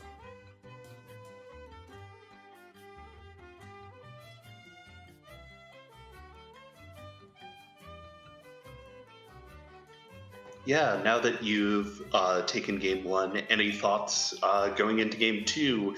Obviously, what you did here worked, but anything you're thinking of switching up?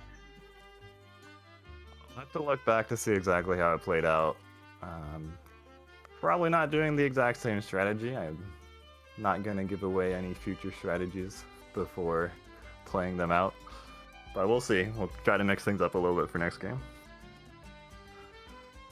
Sounds good, and GG. Congratulations on going 1-0 so far in this round, and hope you guys have a good next match. When is that scheduled for, by the way? I believe it's Friday evening, same time.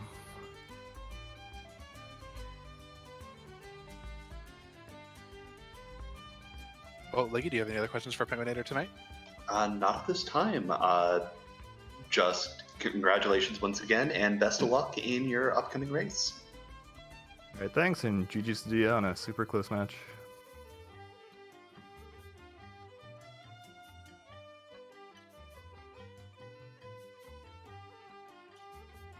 And now we'll be waiting for Dia to come and hop into the booth, and there she is. GG, Dia. Thank you. Yeah, so the big topic of the hour is party composition. How do you feel about oops, all mages?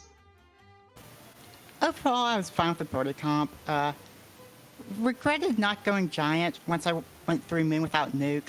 I felt like even with vanilla giant, I should have just went for the play and got nuke on Paladin, got white on both my white mages. Even without the 5th character, like that can be a bit problematic since Wall's probably sitting up there, so it may have been hard to actually get through it. But I think in the end, that probably would have just been the play. Yeah, it looked like you were what, 1 level shy of having white on that Porum. Yeah, could have taken a door, but I was kind of thinking I may have to take the guards that were staying in Famework still. I didn't want to go down Eblin to find sirens there, so I just said, whatever, she doesn't need it.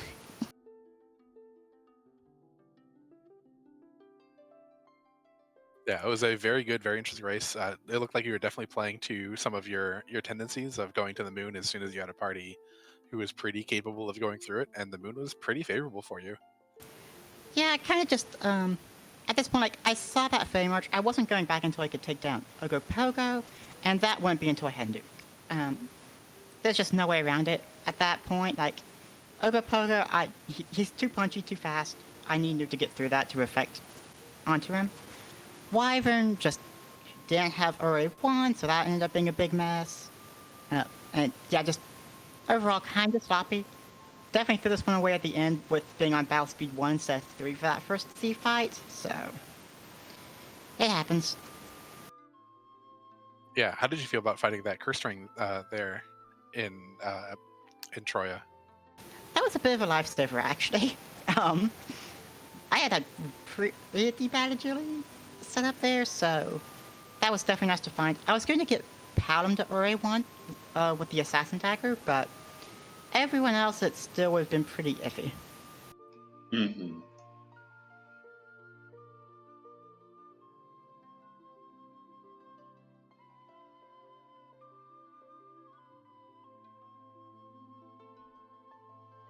I think penguin8r said he was pretty happy to have mages to also not loot, and I think you also looted very, very little throughout that seed.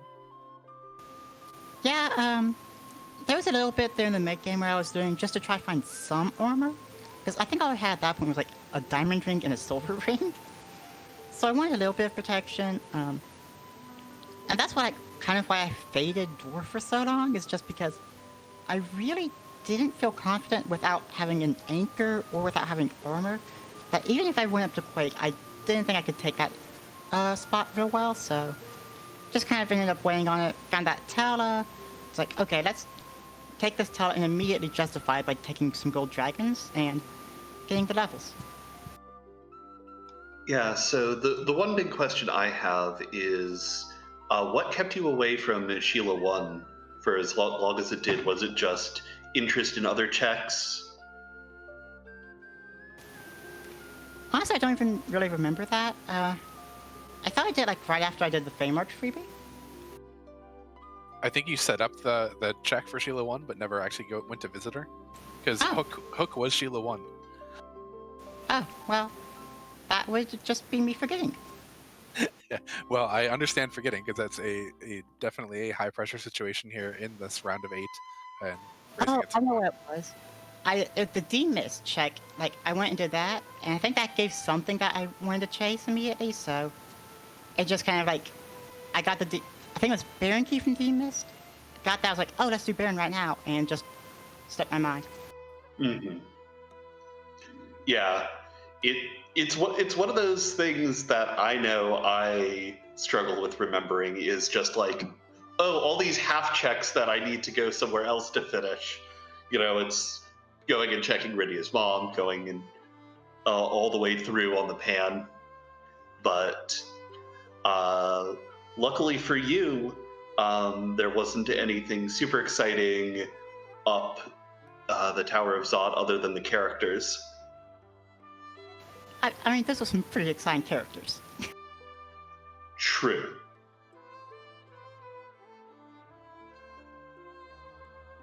Well, I believe that is all the questions I have for Dia tonight. Do you have any more, Liggy?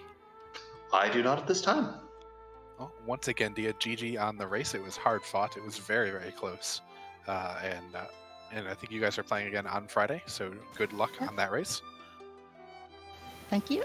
Thanks for the commentary, the restream, and the tracking as well.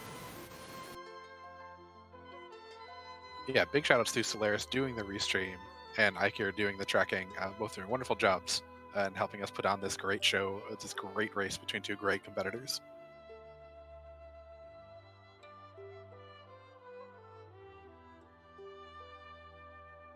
And Leggy, I think that is going to draw this evening to a close. Do you have any final thoughts on tonight?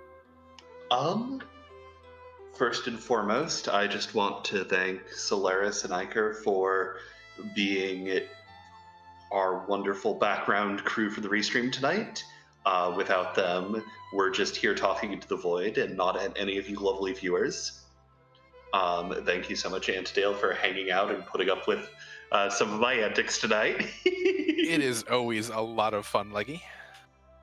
But at this point, it's late, and we are just going to leave you all to rest, assuming you're in a place where it's evening. Otherwise, carry on with your day. Yep, we do have one race scheduled for tomorrow. It is, I believe, Aizen Tayama. Let me find out who they are playing. I put together a restream earlier today. Aizen is up against Peasants OMFG. Yeah, and that is at 7 p.m. Eastern on RPG Limit Break tomorrow. That will be their first game, and it'll be overall the second game of this round of 8. Yeah. So please, please, please tune in, check it out, cheer on both the runners. I promise you that every single match of the Lali-Ho League from here on in will be just as close and exciting as this one was. Indeed.